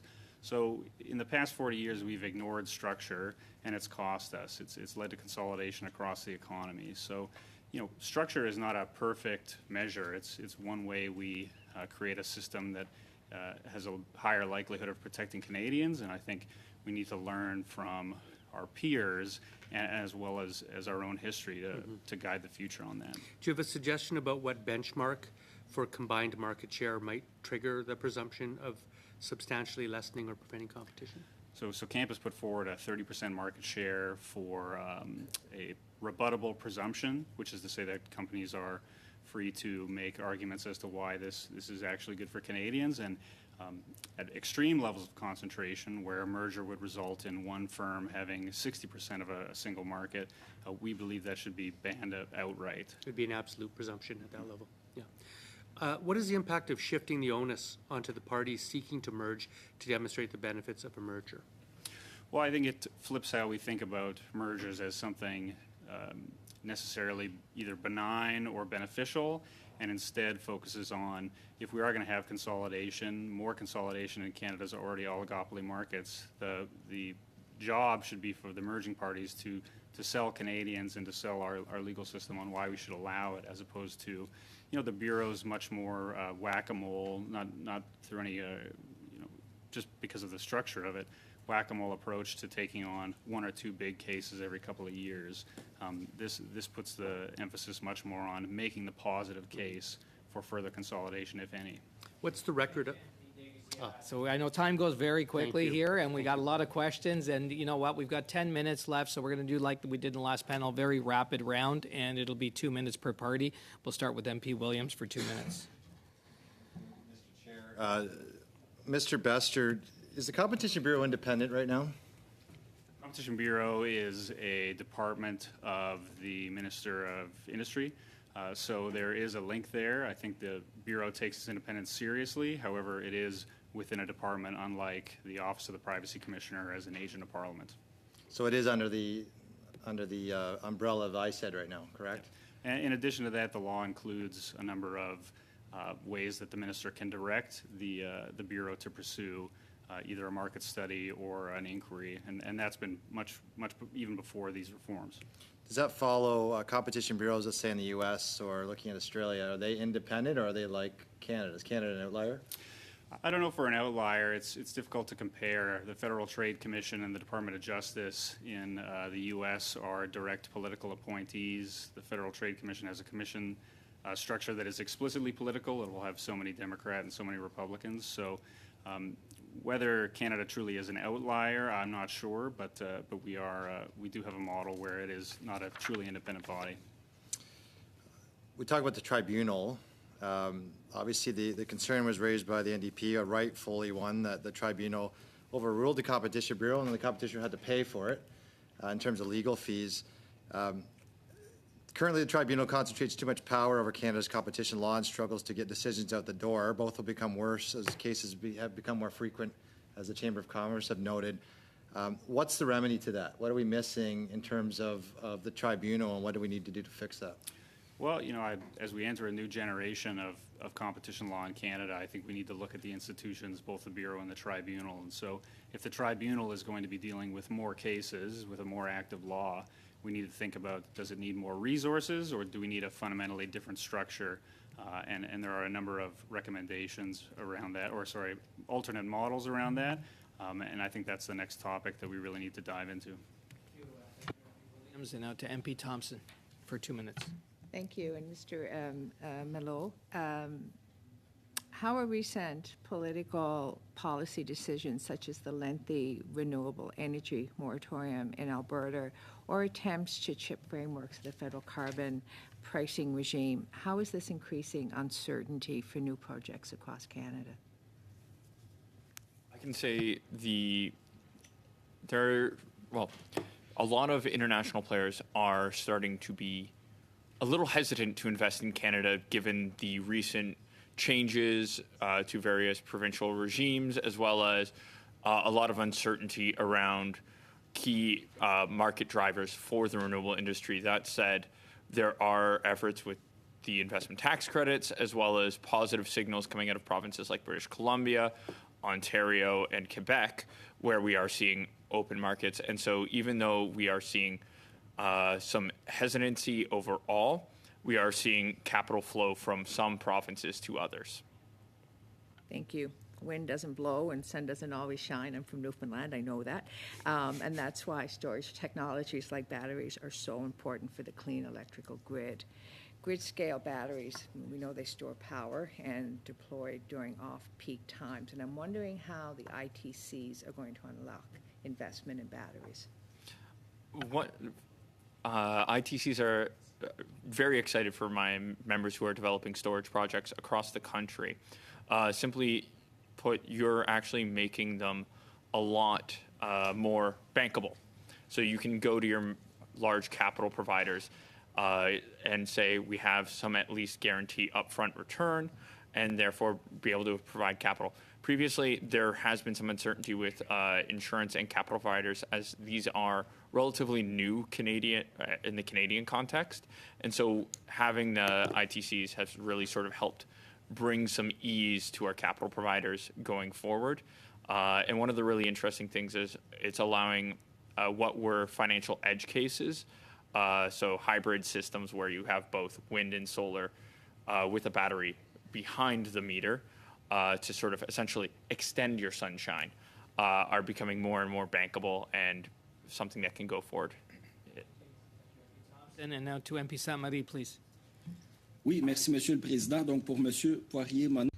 Thank you, Mr. Poirier-Monet. Could you re-explain the importance of implementing an experienced worker tax credit, and do you have any final comments for the committee? Thank you.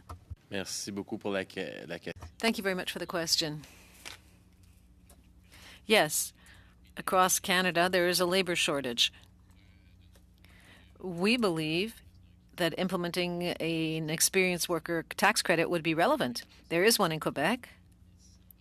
We're talking about $1,600 for, I think, 65 and over, and $1,400 for age 65, 70 and over, and then 65. And the tax measure has proved itself. During the last election campaign, the government committed to implementing this sort of tax measure, and we think it would be appropriate to move this forward because, according to the recent Conseil du Patronat survey in Quebec, which is of management, they showed that experienced workers identified tax measures and incentives as a consideration to stay at work or go back to work. So half of respondents said that it was decisive in their decision-making. So we think that this would be appropriate to move this forward.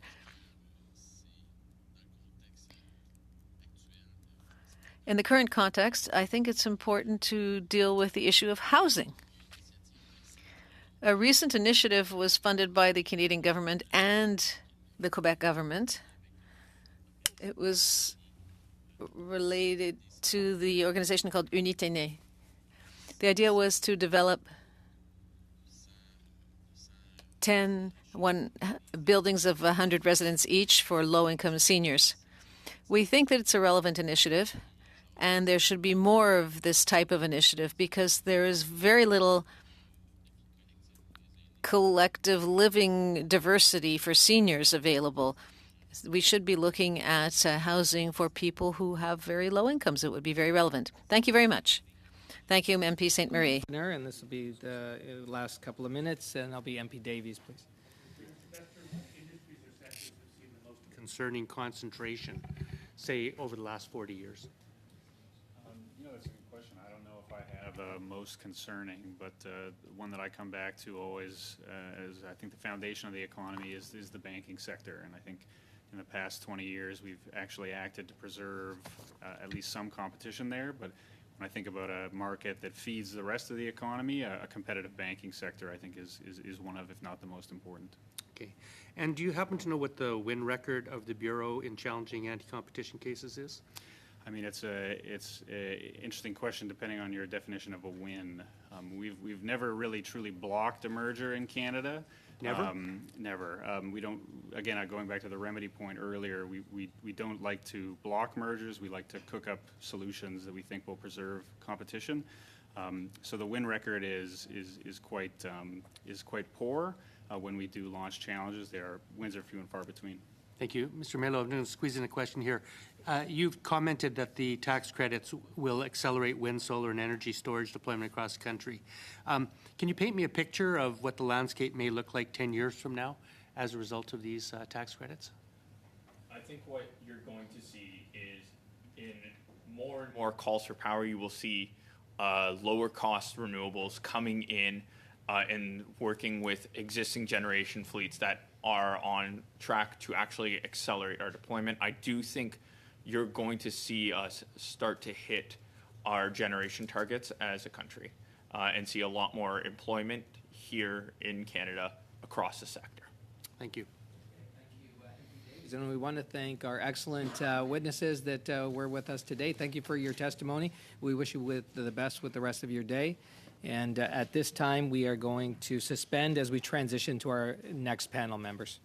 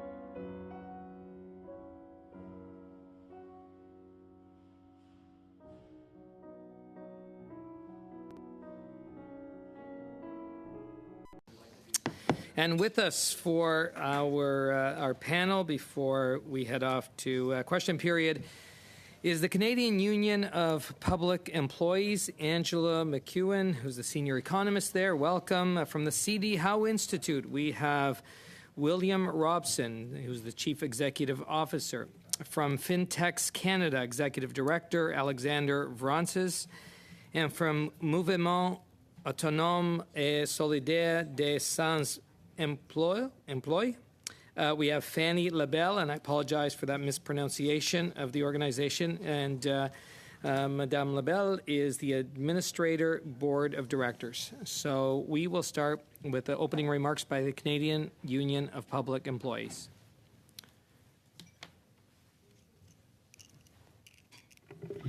Thank you for the opportunity to present CUPE's views on Bill C-59.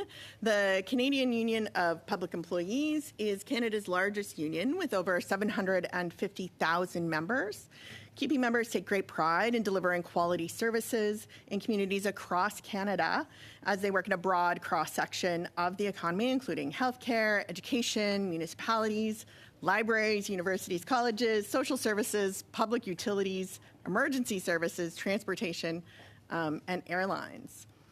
C-59 has a number of elements related to taxation that we think are important to economic fairness. Prominent tax economist Gabriel Zucman has estimated that corporations shifted more than $25 billion US in profits out of Canada in 2019 by reporting income that they earned in Canada in a different tax jurisdiction.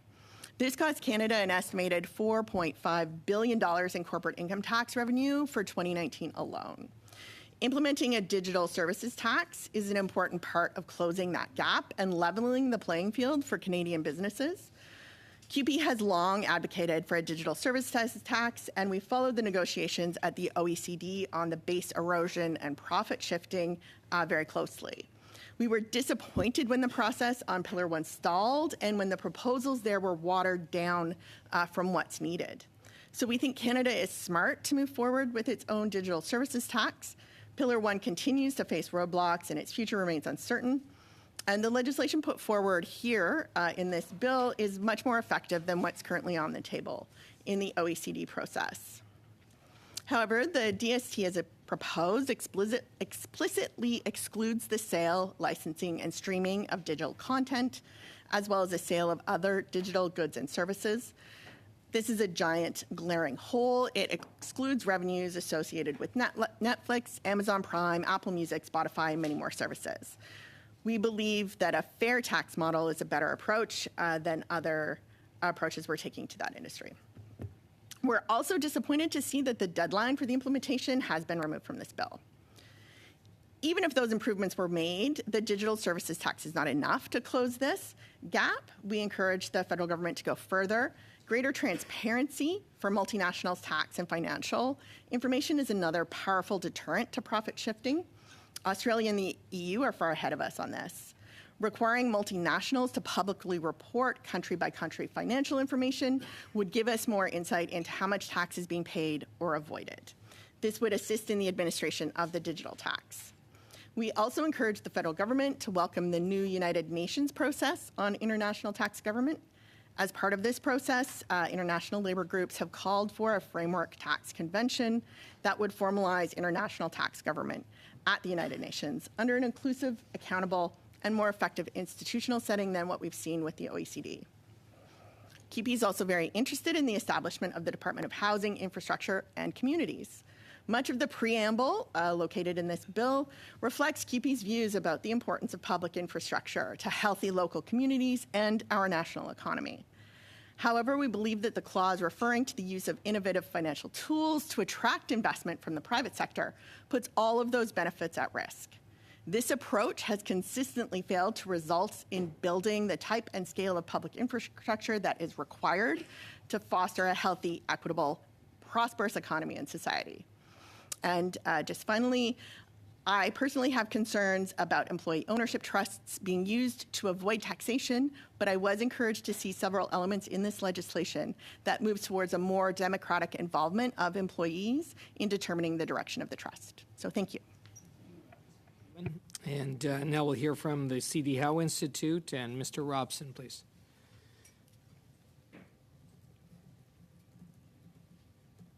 Thank you very much for having me. It's an honor to be invited to present to this group, and I apologize for doing it online. I accepted right away when invited to appear in front of the committee. It's part of my job, and as I say, it's an honor. But I have to admit that after accepting, I had doubts. You know this already, but I'll stress that Bill C-59 is 524 pages long. The summary at the front alone is 6 pages. I counted very quickly about 60 bullet points or bullet-like points about provisions that explicitly are identified as affecting 20 pieces of legislation. I don't know how many more are not explicitly identified. The Liberal Party's 2015 election platform contained a plank to ban omnibus legislation, and it's unfortunate that it didn't happen. Critics say that omnibus bills prevent parliamentarians doing their jobs, and I agree. I don't think that parliamentarians should acquiesce in things that prevent them from doing their jobs. Given the size and heterogeneity of Bill C-59, I think it's better to use the rest of my opening time just to underline the scale of the challenge that's facing Canada's economy and Canadian living standards. If you had a chance to look at the Bank of Canada's monetary policy report yesterday, there was an eye-catching figure showing that real GDP per person has been falling since the third quarter of 2022. The bank expects that to continue through the first half of this year. We know people are feeling squeezed and having trouble making ends meet. 8 quarters in a row of declining real output per person will do that. The average Canadian has less resources for food, clothing, housing, paying taxes, let alone supporting cultural institutions or donating to charities. Why is that happening? It's because of low investment. Capital investment creates the tools that make people more productive. It makes people able to earn more for every hour they work. But capital in Canada per worker is falling, and nothing like this has happened since the 1930s and the Second World War. I want to underline that it's also not happening anywhere else in the developed world, and it's certainly not happening in the United States. At the C.D. Howe Institute, we track business investment per member of the workforce in Canada versus the United States, adjusting for purchasing power. We've never quite been on a level, but 15 years ago, for every dollar of new investment the typical U.S. worker enjoyed every year, the typical Canadian worker got close to 75 cents, about 3/4 as much. 10 years ago, for every dollar of new investment per U.S. worker, the Canadian worker got about 66 cents, so we were down to 2/3 as much. By the end of last year, fourth quarter of 2023, for every dollar of new investment per U.S. worker, her or his Canadian counterpart got 52 cents, barely half as much. That spells trouble for competitiveness and future earnings of Canadian workers. My friend and former federal finance minister Bill Morneau warns in his book that a steady erosion of Canadian living standards will make Canada less attractive to talent, and that is a vicious circle that's playing out as we speak. What could turn this around? Well, I'll be happy to take questions on that. But to conclude, I just want to return to the impossibility of scrutinizing long and heterogeneous bills such as this properly. Other witnesses have commented on specific provisions that they thought were poorly drafted or could stand improvement. I note that the bill itself corrects some drafting problems in previous legislation. And one of the discouragements that I hear a lot when it comes to people speculating about why investment in Canada is weak, and this includes members of the C.D. Howe Institute's Monetary Policy Council who think that low investment and low productivity growth are making inflation harder to control and thus keeping interest rates up, is policy uncertainty. And that's true on every level, and some of it's the threat of more populist tax measures, and I think we have a couple in this bill, but also just sheer incompetence in execution. I'll just mention in passing the Bear Trust debacle. You really need effective parliamentary scrutiny to avoid confidence-destroying mistakes, and a bill of this length and heterogeneity really precludes effective parliamentary scrutiny. Thank you for having me here, and I'm sorry to conclude on a down note. I look forward to your questions. Okay, well, thank you for joining us. And now we're going to hear from Fintechs Canada and Alexander Vronsis, please. Thank you so much for having us here today. It's always an honor. Fintechs Canada is an industry association of Canada's most innovative financial technology companies. Our mission is to make Canada's financial sector more responsive to the needs of Canadians. A few years ago, the White House issued an executive order that would get the whole of the U.S. government to promote more competition in the American economy. Not long after, the American Financial Consumer Protection Regulator put out a draft rule to jumpstart competition in American banking. Making banks work harder for you. That's literally what the government of the United Kingdom said it would do in 2016. The United Kingdom had already set the foundation for a more competitive banking system by modernizing its payment system. In 2016, the UK said it would do more. It would implement open banking, and it delivered on that promise just a couple of years later. Canada has yet to do what our peers have done to make banks work harder for Canadians. In competitive markets, two things are supposed to happen. Prices are supposed to go down, and the quality of services is supposed to go up. In Canadian banking, we're not seeing that. Prices are going up. Our banks are making more money from non-interest income. In other words, the fees they charge Canadians. Service fees on bank accounts, investment management fees, payment processing fees, administrative fees on mortgages and other loans. Based on public data, the fee-based income banks are making per Canadian account holder has increased by 8% over the past 5 years to just under $3,000 in 2023. That's per year. And banking has largely stayed the same. My banking, how I save my money, how I pay my bills, hasn't changed for years. There are Canadians who wonder, why am I paying more but not getting more? High fees aren't the only cost of a banking sector closed off from competition. The lack of competition also hinders Canada's productivity growth. Banks aren't just vaults for our money. They're also intermediaries investing in other sectors to make them more productive. That is at least what's supposed to happen. But a C.D. Howe Institute report from 2019 says our financial sector's contribution to productivity growth has been underwhelming. To be more productive, we need our businesses to grow. It's been said that Canada is good at getting businesses started, but not good at getting businesses growing. One of the reasons is that small businesses in this country aren't getting what they need from banks to fuel their growth. Based on OECD data, loans are more costly for small businesses in Canada than they are in other advanced economies. According to the CFPB, 15 to 25% of loan applications end up being rejected by the big five banks. In fact, from 2012 to 2022, the total number of loan applications approved for small businesses decreased by almost 30%. The lack of competition in banking costs us not just as customers of banks, it costs us all as Canadians. Fintechs Canada believes in whole-of-government approaches to complex issues. Promoting more competition in the financial sector is one part of the broader solution to make Canada a more affordable and productive place to live. That's why we're glad to see Bill C-59 contain amendments to the Canadian Payments Act.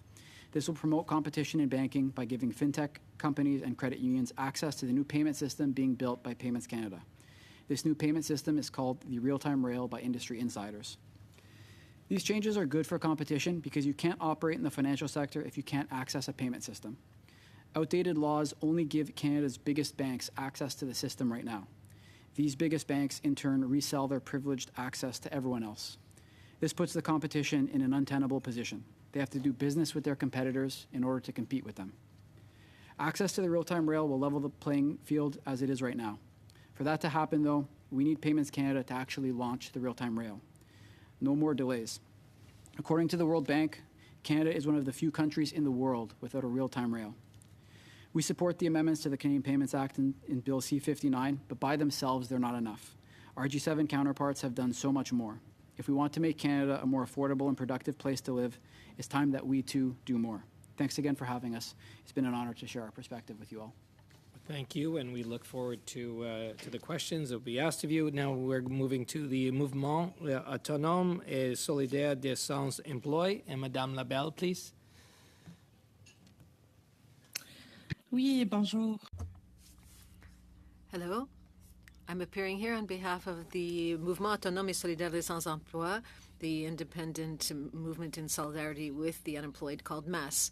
We represent 17 lobby groups in Quebec and New Brunswick, and we'll be celebrating our 25th anniversary this year. So we act as a collective memory for the unemployed. So first of all, MAS applauds the addition of 15 weeks of adoption benefits. This was lacking, and we find that this measure will really help recognize that there are several models of valid parenthood. And this will have a positive impact on human rights, especially LGBTQ plus individuals. But I'm not just here to compliment you. I would like to place these benefits in the true context of Canadian parents and the true role of the Employment Insurance Fund.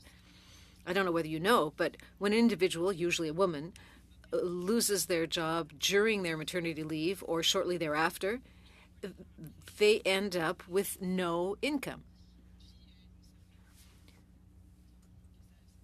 We have been asking for this to change for a long time. It would be very simple to do this, just by amending Section 12.6 on the rule of total maximum benefits, which are now capped at 50 weeks. And the fact that you had a maternity or parental leave now as an extension grounds for the benefit period. Nowhere in this bill do we deal with the fundamental reason for the employment insurance plan, which is protection in case of joblessness. Parents who take leave to take care of their children should not be worried about being able to have some replacement income at the end of their leave, because often these people will lose their jobs because of restructuring or job cuts. Nearly 3,000 women a year are refused employment insurance because they don't have enough hours because of the maternity leave. This is unfair and discriminatory to women, and it's recognized by elected officials. All kinds of speeches have been made in the House of Commons and press conferences were given, and we don't understand why the government is refusing to act. There's a constitutional case by women represented by Mouvement Chômage de Montréal, and it's before the courts. This is a flagrant demonstration of lack of will on the part of the government. We have to remember that the Employment Insurance Fund was created to indemnify workers in cases of joblessness. It was not intended to implement social measures. Since 1990, the government stopped contributing to the fund, and thus denying its responsibility in the cases of unemployment, but also in terms of special measures such as special benefits, which are in the current plan. Granting special benefits continues to increase. In 1999, 17% of benefits were paid under this plan in this way, and whereas in 2023-24, 36% of benefits fell into this category. So, of course, I would be remiss if I ended without calling for better protection in the case of a job loss. We feel that there should be increased eligibility. For 350 hours of eligibility or 13 weeks of work should be enough to grant eligibility. And also a rate of 70% for benefits. Right now, the requirements are making people descend into poverty. And now 35 weeks with the current inflation, and it just doesn't make sense. A minimum of 35 weeks of benefits for all would resolve the problem of the black hole in the seasonal work industry, instead of adding pilot project to pilot project as is currently being done. So in conclusion, we applaud the new measures for that 15 weeks of adoption leave benefits. But for several years, there have been all kinds of interminable consultation phases over the years, and there has been no true reform of employment insurance. We deplore this fact. Thank you. I have an opportunity to have questions from the members. We are starting in the first round. Each party will have up to 6 minutes, and it's MP Lawrence for the first 6 minutes. Thank you very much, and thank you to all the panelists for being here today. Greatly appreciated. I'm going to spend the majority of my time talking to you, Mr. Robson, and I want to continue on the theme of which you started talking about and hopefully give you the opportunity to discuss some of the solutions that you might have to the productivity crisis we are facing. But I just want to talk a little bit about some current data that seems to validate your thesis and even accelerate it, that there's a growing divergence between the U.S. and Canadian economy. We recently saw from the United States that their inflation is increasing, perhaps showing the fact that their economy is actually starting to overheat. Whereas in Canada, we recently saw our unemployment rate grow. We have 6 quarters of per capita GDP shrinking, and it doesn't look like our economy is getting any better in the future. And so you're seeing even a greater divergence or acceleration. And I would just like to get your comments on that. Yes, it concerns me very much. I think that for a period of time, it was possible in Canada back around the middle of the last decade to say, well, we had an oil price collapse. The resource industries were under pressure. Then what with COVID and so on, different countries reacted in different ways. But now that we've come out of that, it's quite disturbing to see how Canada is struggling compared to other countries, and particularly the United States. The strong U.S. economy is actually buoying us right now. It's helping our trade balance and making us look a little better than we otherwise might do.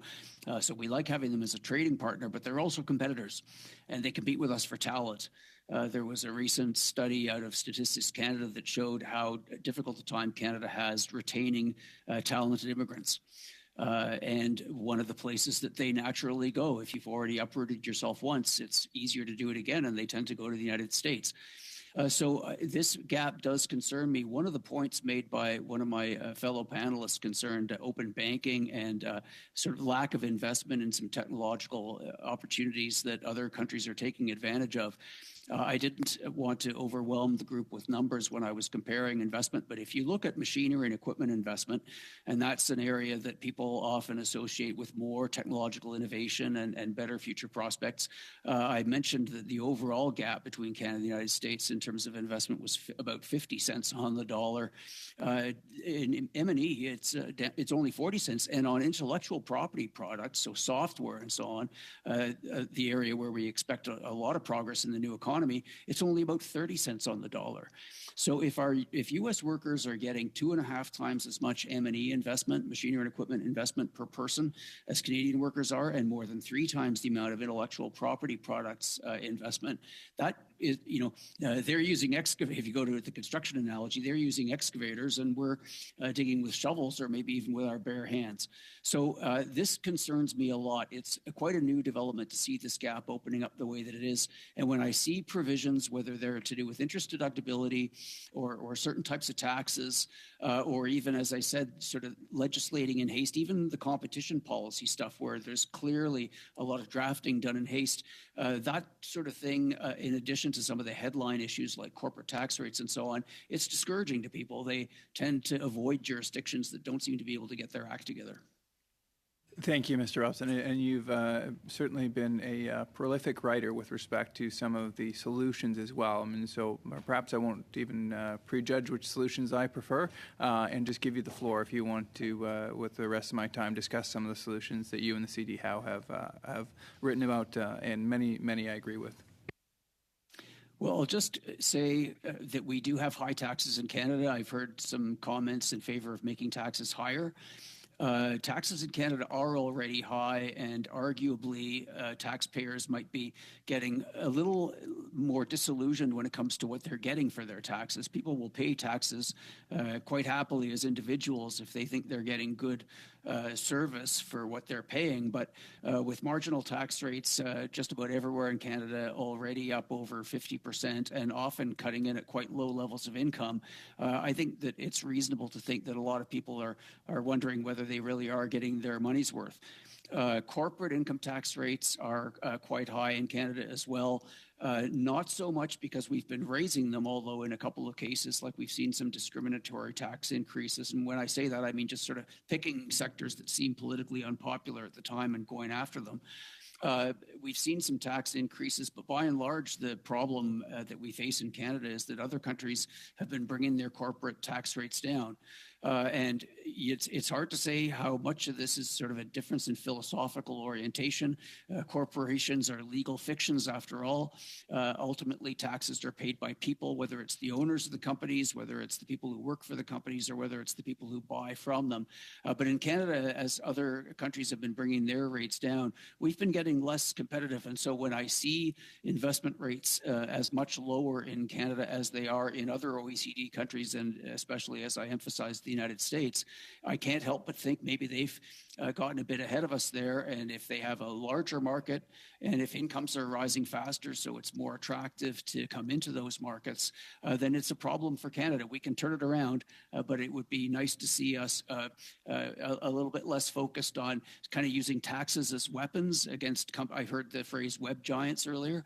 Okay, well, maybe we don't love them, but let's think harder about whether we're irritated with a company or not is really the basis for tax measures, because that type of thing, what goes around comes around, and it's quite logical for people in various lines of businesses in Canada to be saying, well, they hit the banks and the insurers last time, now they're going after the internet companies.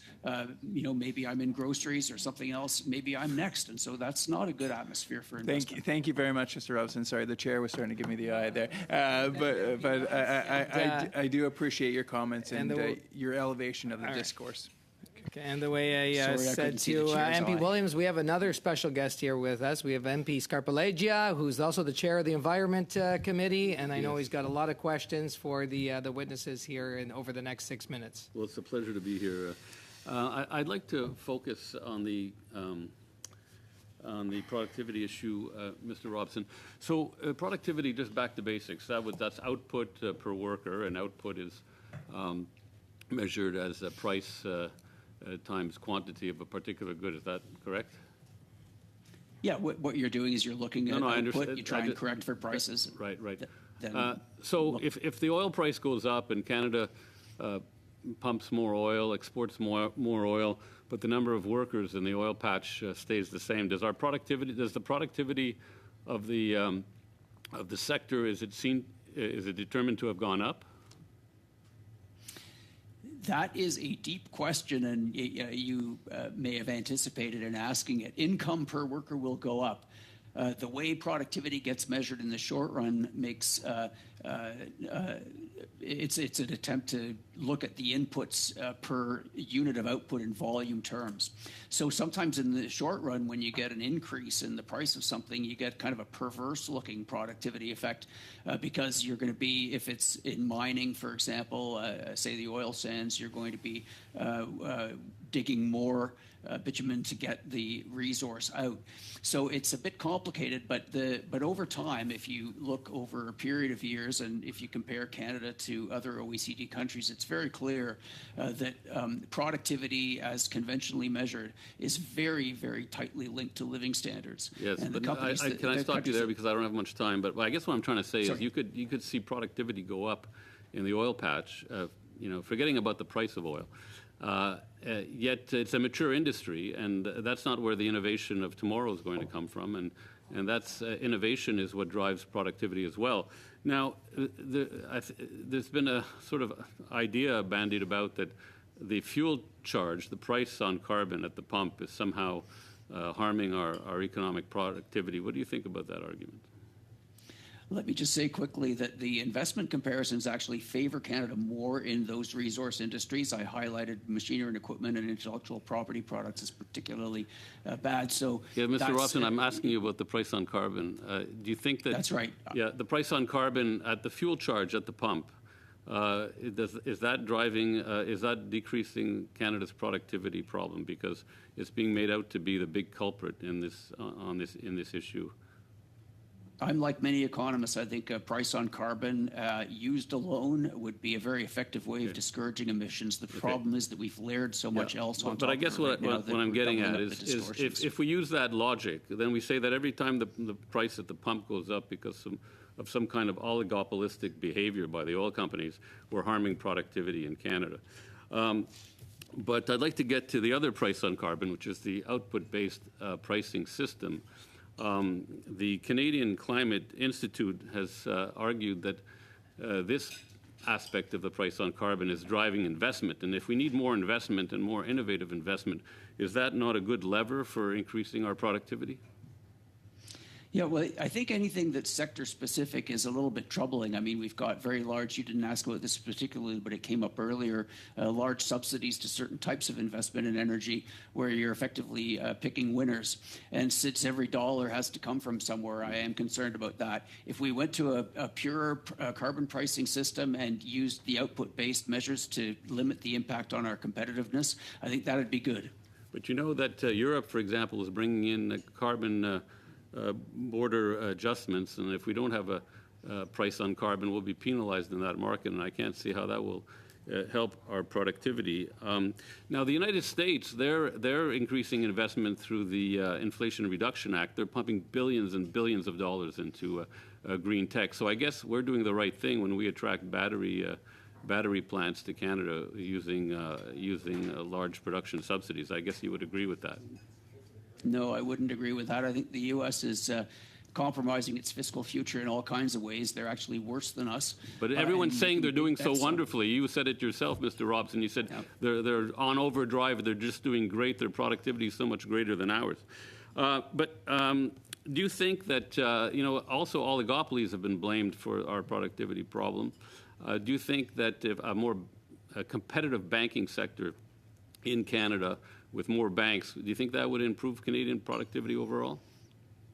I'm in favor of what was said earlier about open banking. I think more competition in general is a good thing, including in financial services. What concerns me, and we saw it recently in the grocery discussions, is that people aren't that eager to come into the Canadian market. It's a tough market to operate in, and I think policy uncertainty has something to do with that. Understood.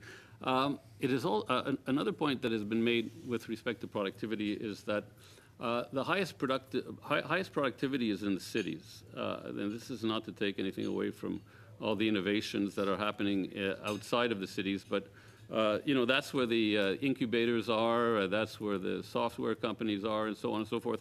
And the argument has been made that zoning policies, and this links to the housing crisis, zoning policies are making it hard for labor to migrate to the cities to work in the more productive industries. There was an article about this in the Globe and Mail last week.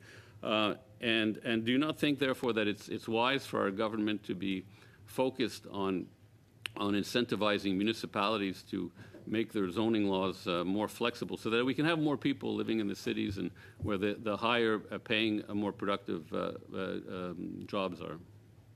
I can save some of the time I earlier used up by just saying yes to that. Thank you. Thank you, Mr. Robson. I really enjoyed our discussion. Thank you, MP Scarpaleggia. Sorry, actually, we've got to get on to MP Somebody's time. Point of order, yep. Thank you. And I, out of respect, I did not interject, but you have numerous times interrupted questioners, Mr. Chair, when they've spoken over.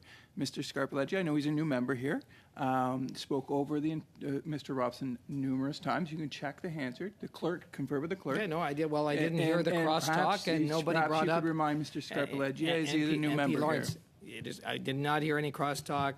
There was a That's good, just not true. Please confer with your chair. There was a good flow, but we're going to MP Samadi now for 6 minutes. Point of order. Point of order. Thank you. There was indeed, and that's just an untruth, and you can check the answer on that. Yeah. So we're going to MP Samadi now for 6 minutes, please. Oui, merci, Monsieur le Président. Thank you. Regards to all witnesses. My question is for Madame Lavelle-Dumas. A comment related to Ms. McEwen's presentation. Thank you for your presentation. It was much appreciated. In particular, when you talked about the importance of ending the loophole of tax havens with the OECD and G20 project.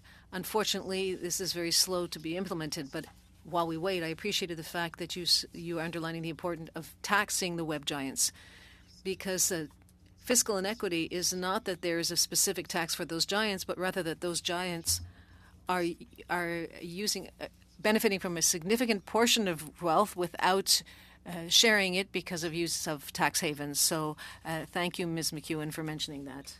Now, Ms. Lebel, I'd like to come back to a point you raised, which is inequality for women who are coming back from their maternity leaves and they can't access employment insurance when they lose their jobs. You said it's very simple. It would require a change in the regulations that the minister could make.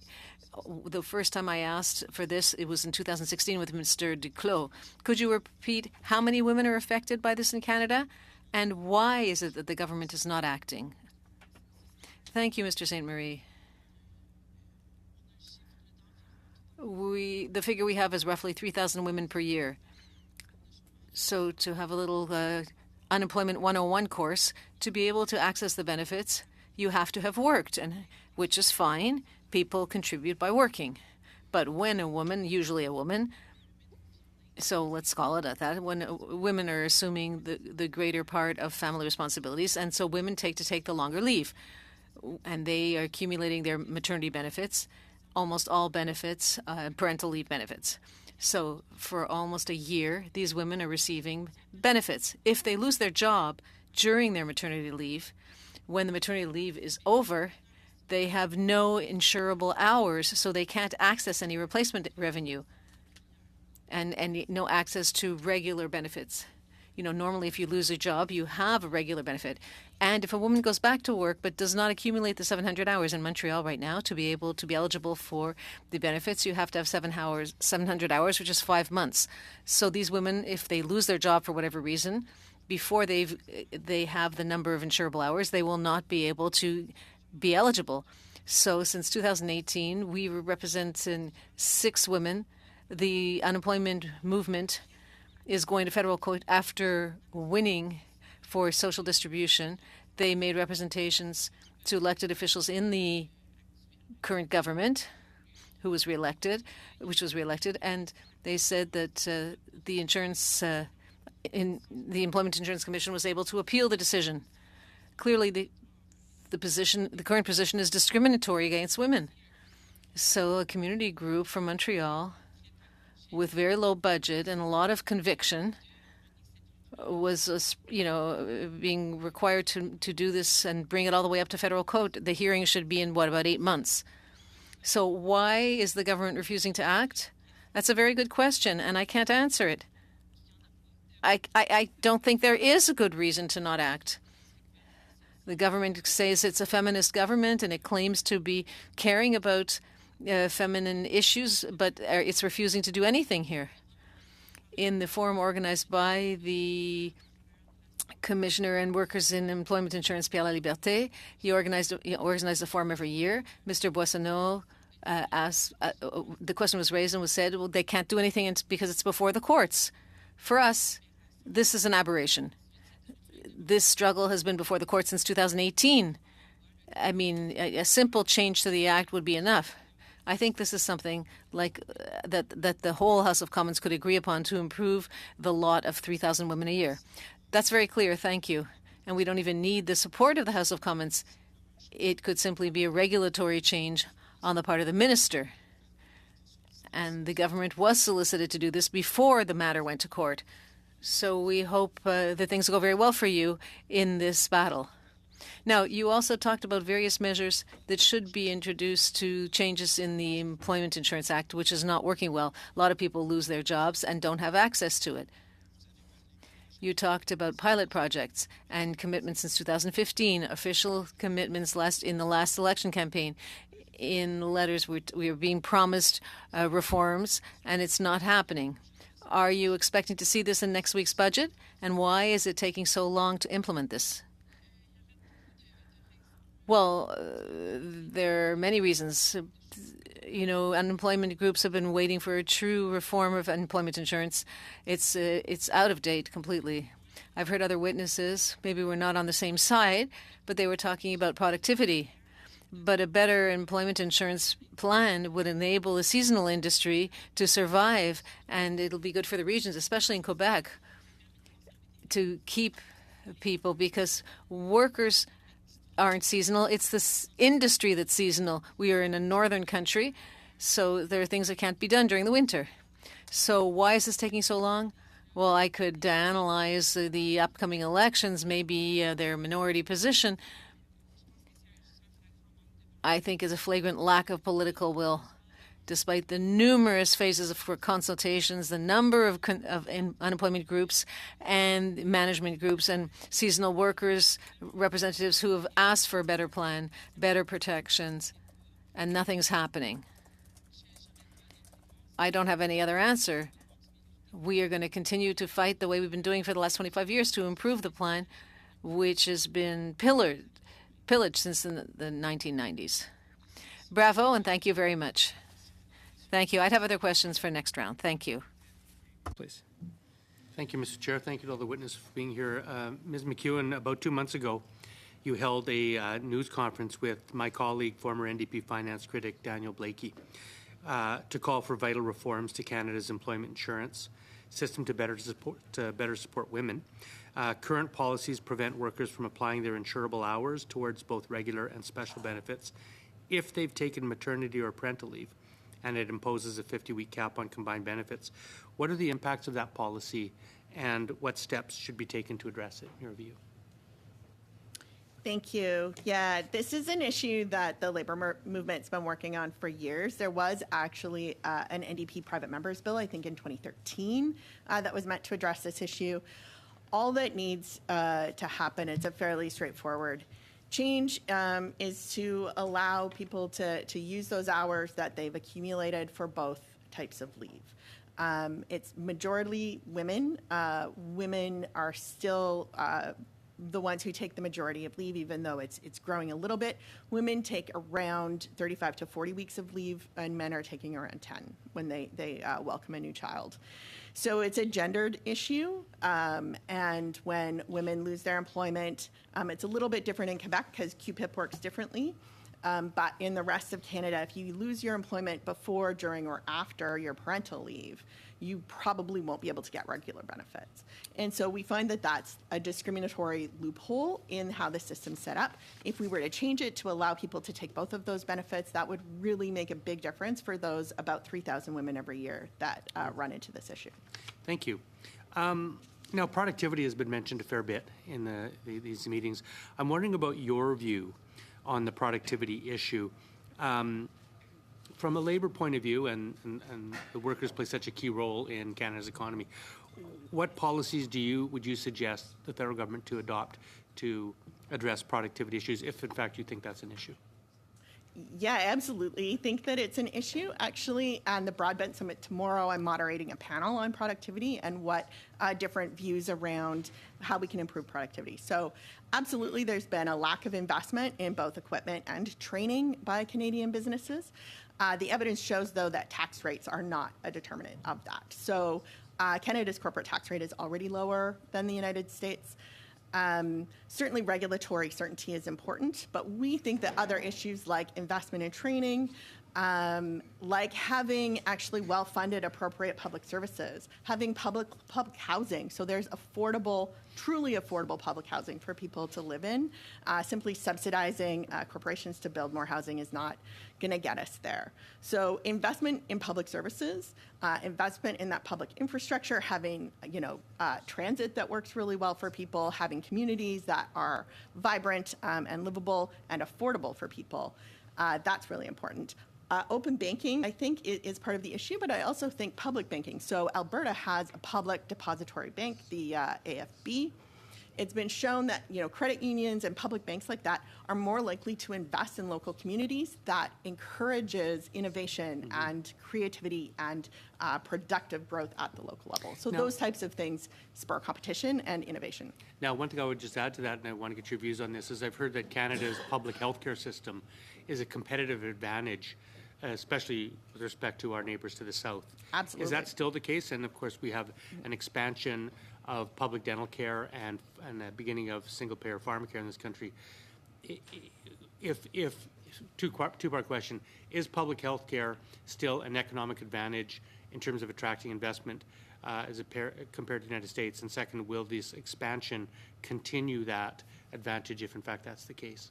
Absolutely. Workers cost less in Canada to businesses than they do in the United States. Paying for health insurance in the United States for workers is growing more and more expensive. So having that public system in place, making sure that it's working properly, expanding it, dental care, pharmacare, those types of things, really save businesses a lot of money and make it a more attractive place to invest. Now, as an economist, we've heard a lot about the carbon tax. I'm not going to get into that specific tool because I think there's a range of tools that can be used to address the climate crisis. But I want to flip the question and ask if what you can tell us about the cost of not dealing with the climate crisis, because certainly there must be an economic cost, not in the case, when we think of wildfires, floods, droughts that affect food production. What can you tell us about the costs of not dealing with climate crisis? I think that's an amazing question, and I think that governments should take that question into consideration more often when they're taking action. Speaking about productivity, the cost of not transitioning the labor force, the cost of not planning that, having a strategy in place, an industrial strategy, not providing training for workers to transition, that's really important. The cost of not building our communities to be resilient to flood and fires, that's going to have a huge cost. The cost of not thinking about the health and safety of workers that have to work outside and breathe in that fire and not being prepared for what this means. Those are huge costs that can be borne personally, but will have a real drag on our economic future.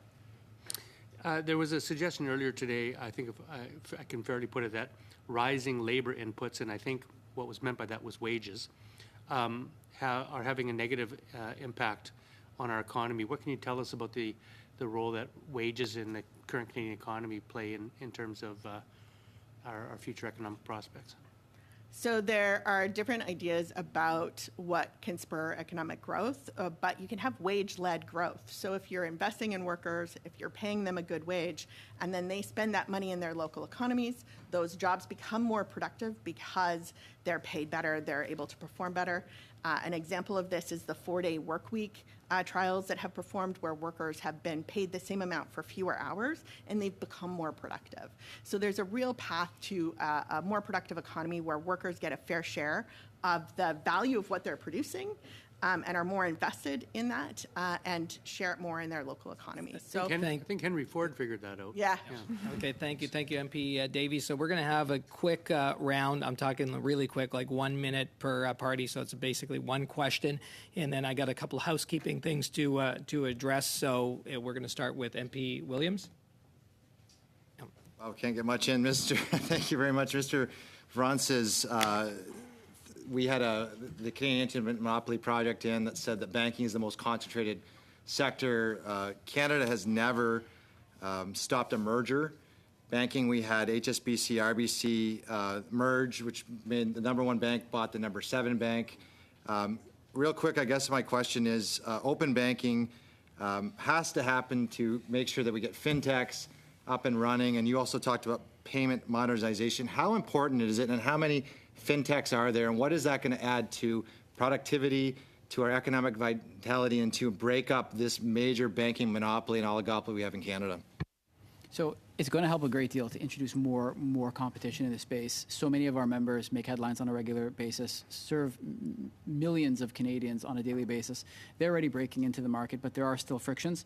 There was a study done of about 50 countries that looked at what happened after governments introduced pro-competition reforms in the financial sector, and they found on average across all the countries, venture capital investment in fintech increased by 50%. Venture capital investment in fintech in Canada last year was about $1 billion. We can expect that to go up by a similar amount. I think it's also very important to reform, make these reforms here as well, because it's not just about servicing Canadians or customers of banks better. It's also about making Canada more productive, and the financial sector is crucial to that. Thank you, MP Williams. MP Zarowitz for a question. Thank you so much, Mr. Chair, and I want to thank all the witnesses. I only have 1 minute and one question, so I will ask Ms. McEwen a question. Yesterday we heard from Sean Strickland from the Canada Building Trade Union, and he was talking about the labor requirements that were included in the fall economic statement as related to the clean economy investment tax credits. And he said that it was a gold standard for us to put in some labor requirements around wages, and then also to provide apprenticeship training. And so I wanted to get your thoughts about whether you agree it is a gold standard and a model for moving forward. I think it's a great start. It ignores office workers and feminized workers. So I wouldn't call it the gold standard. I think it could be improved upon by considering workers that don't just do the heavily male-dominated work there. There's lots of feminized work that there should also be wage protections for those workers too. Okay, thank you. Thank you, MP Zarowitz. And now to MP Sainte-Marie, please. Oui, Monsieur le Président, merci. Donc, Madame la... Thank you, Chair. Ms. Lebel, a few words on the importance of increasing the benefits rate via inflation, and if you have any concluding comments. Well, obviously, in our office, we find people who are 55% of their revenues, and because of that, they lose their housing, and they have to go to food banks, and they have trouble just making ends meet. 55% of their income, when their income to start with wasn't very much. To us, this is almost criminal. The rates have to be increased. It's necessary. And in terms of closing comments, we would simply like to repeat the same thing we've been saying since 2015. I hope that my appearance here will make this message heard more among all elected officials in the House. You know, people should have a right to employment insurance if they lose their jobs. It's not just a privilege. And all parties should provide for a better protection. Thank you very much. Final question. Thank you. I just want to give my last time to you, Ms. McEwen. You know, this C-59 is, we're debating now. We have a budget coming on Tuesday. What advice would you give the federal government in terms of something you'd like to see done to help spur our economy? So in general, I would like to see them rely less on market incentives where they're trying to nudge behavior, because that doesn't really work very well. Specifically, I think I would love to see the parental benefits change. It's very simple. It doesn't cost that much. It would be a huge gender difference.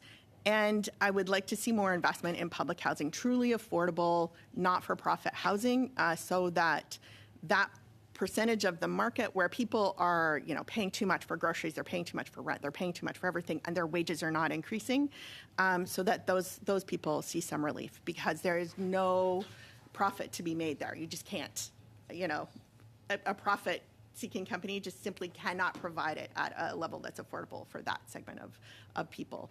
And since housing is a human right, since having that housing insecurity will allow you to increase your productivity in the labor market, go back to school, things like that, I think that's a really important long-term change. Thank you. Thank you, MP Davies. We want to thank our excellent witnesses. Thank you for your testimony, for being with us before committee. Members, don't get up yet, because I still got a few things that we have to address. But we did want to thank our witnesses and allow them to have a great day for the rest of the day.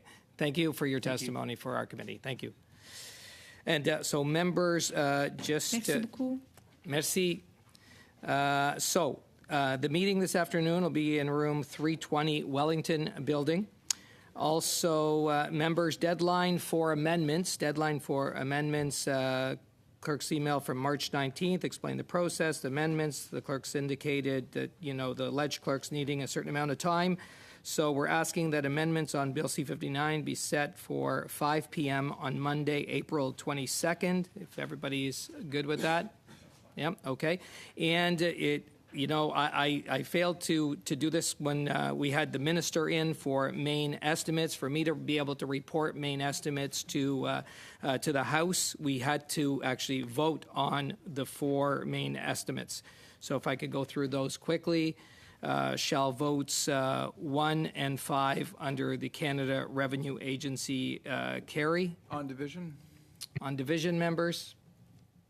I think everybody on division, yeah. 3 more. Shall votes 1 and 5 under the Department of Finance carry? On division? On division. Shall vote 1 under the Financial Transactions and Reports Analysis Centre of Canada carry? On division. And shall vote 1 under the Office of the Superintendent of Financial Institutions carry? On division. On division. Okay, thank you. Oh, what was it? Shall I report all of it here? Yeah. Okay, shall I report votes 1 and 5 under the Canada Revenue Agency, votes 1 and 5 under the Department of Finance, votes 1 under the Financial Transactions Reports Analysis Centre of Canada, and votes 1 under the Office of the Superintendent of Financial Institutions to the House? Unanimously. Okay, wonderful. Thank you very much, everyone. And now we're adjourned. Thanks.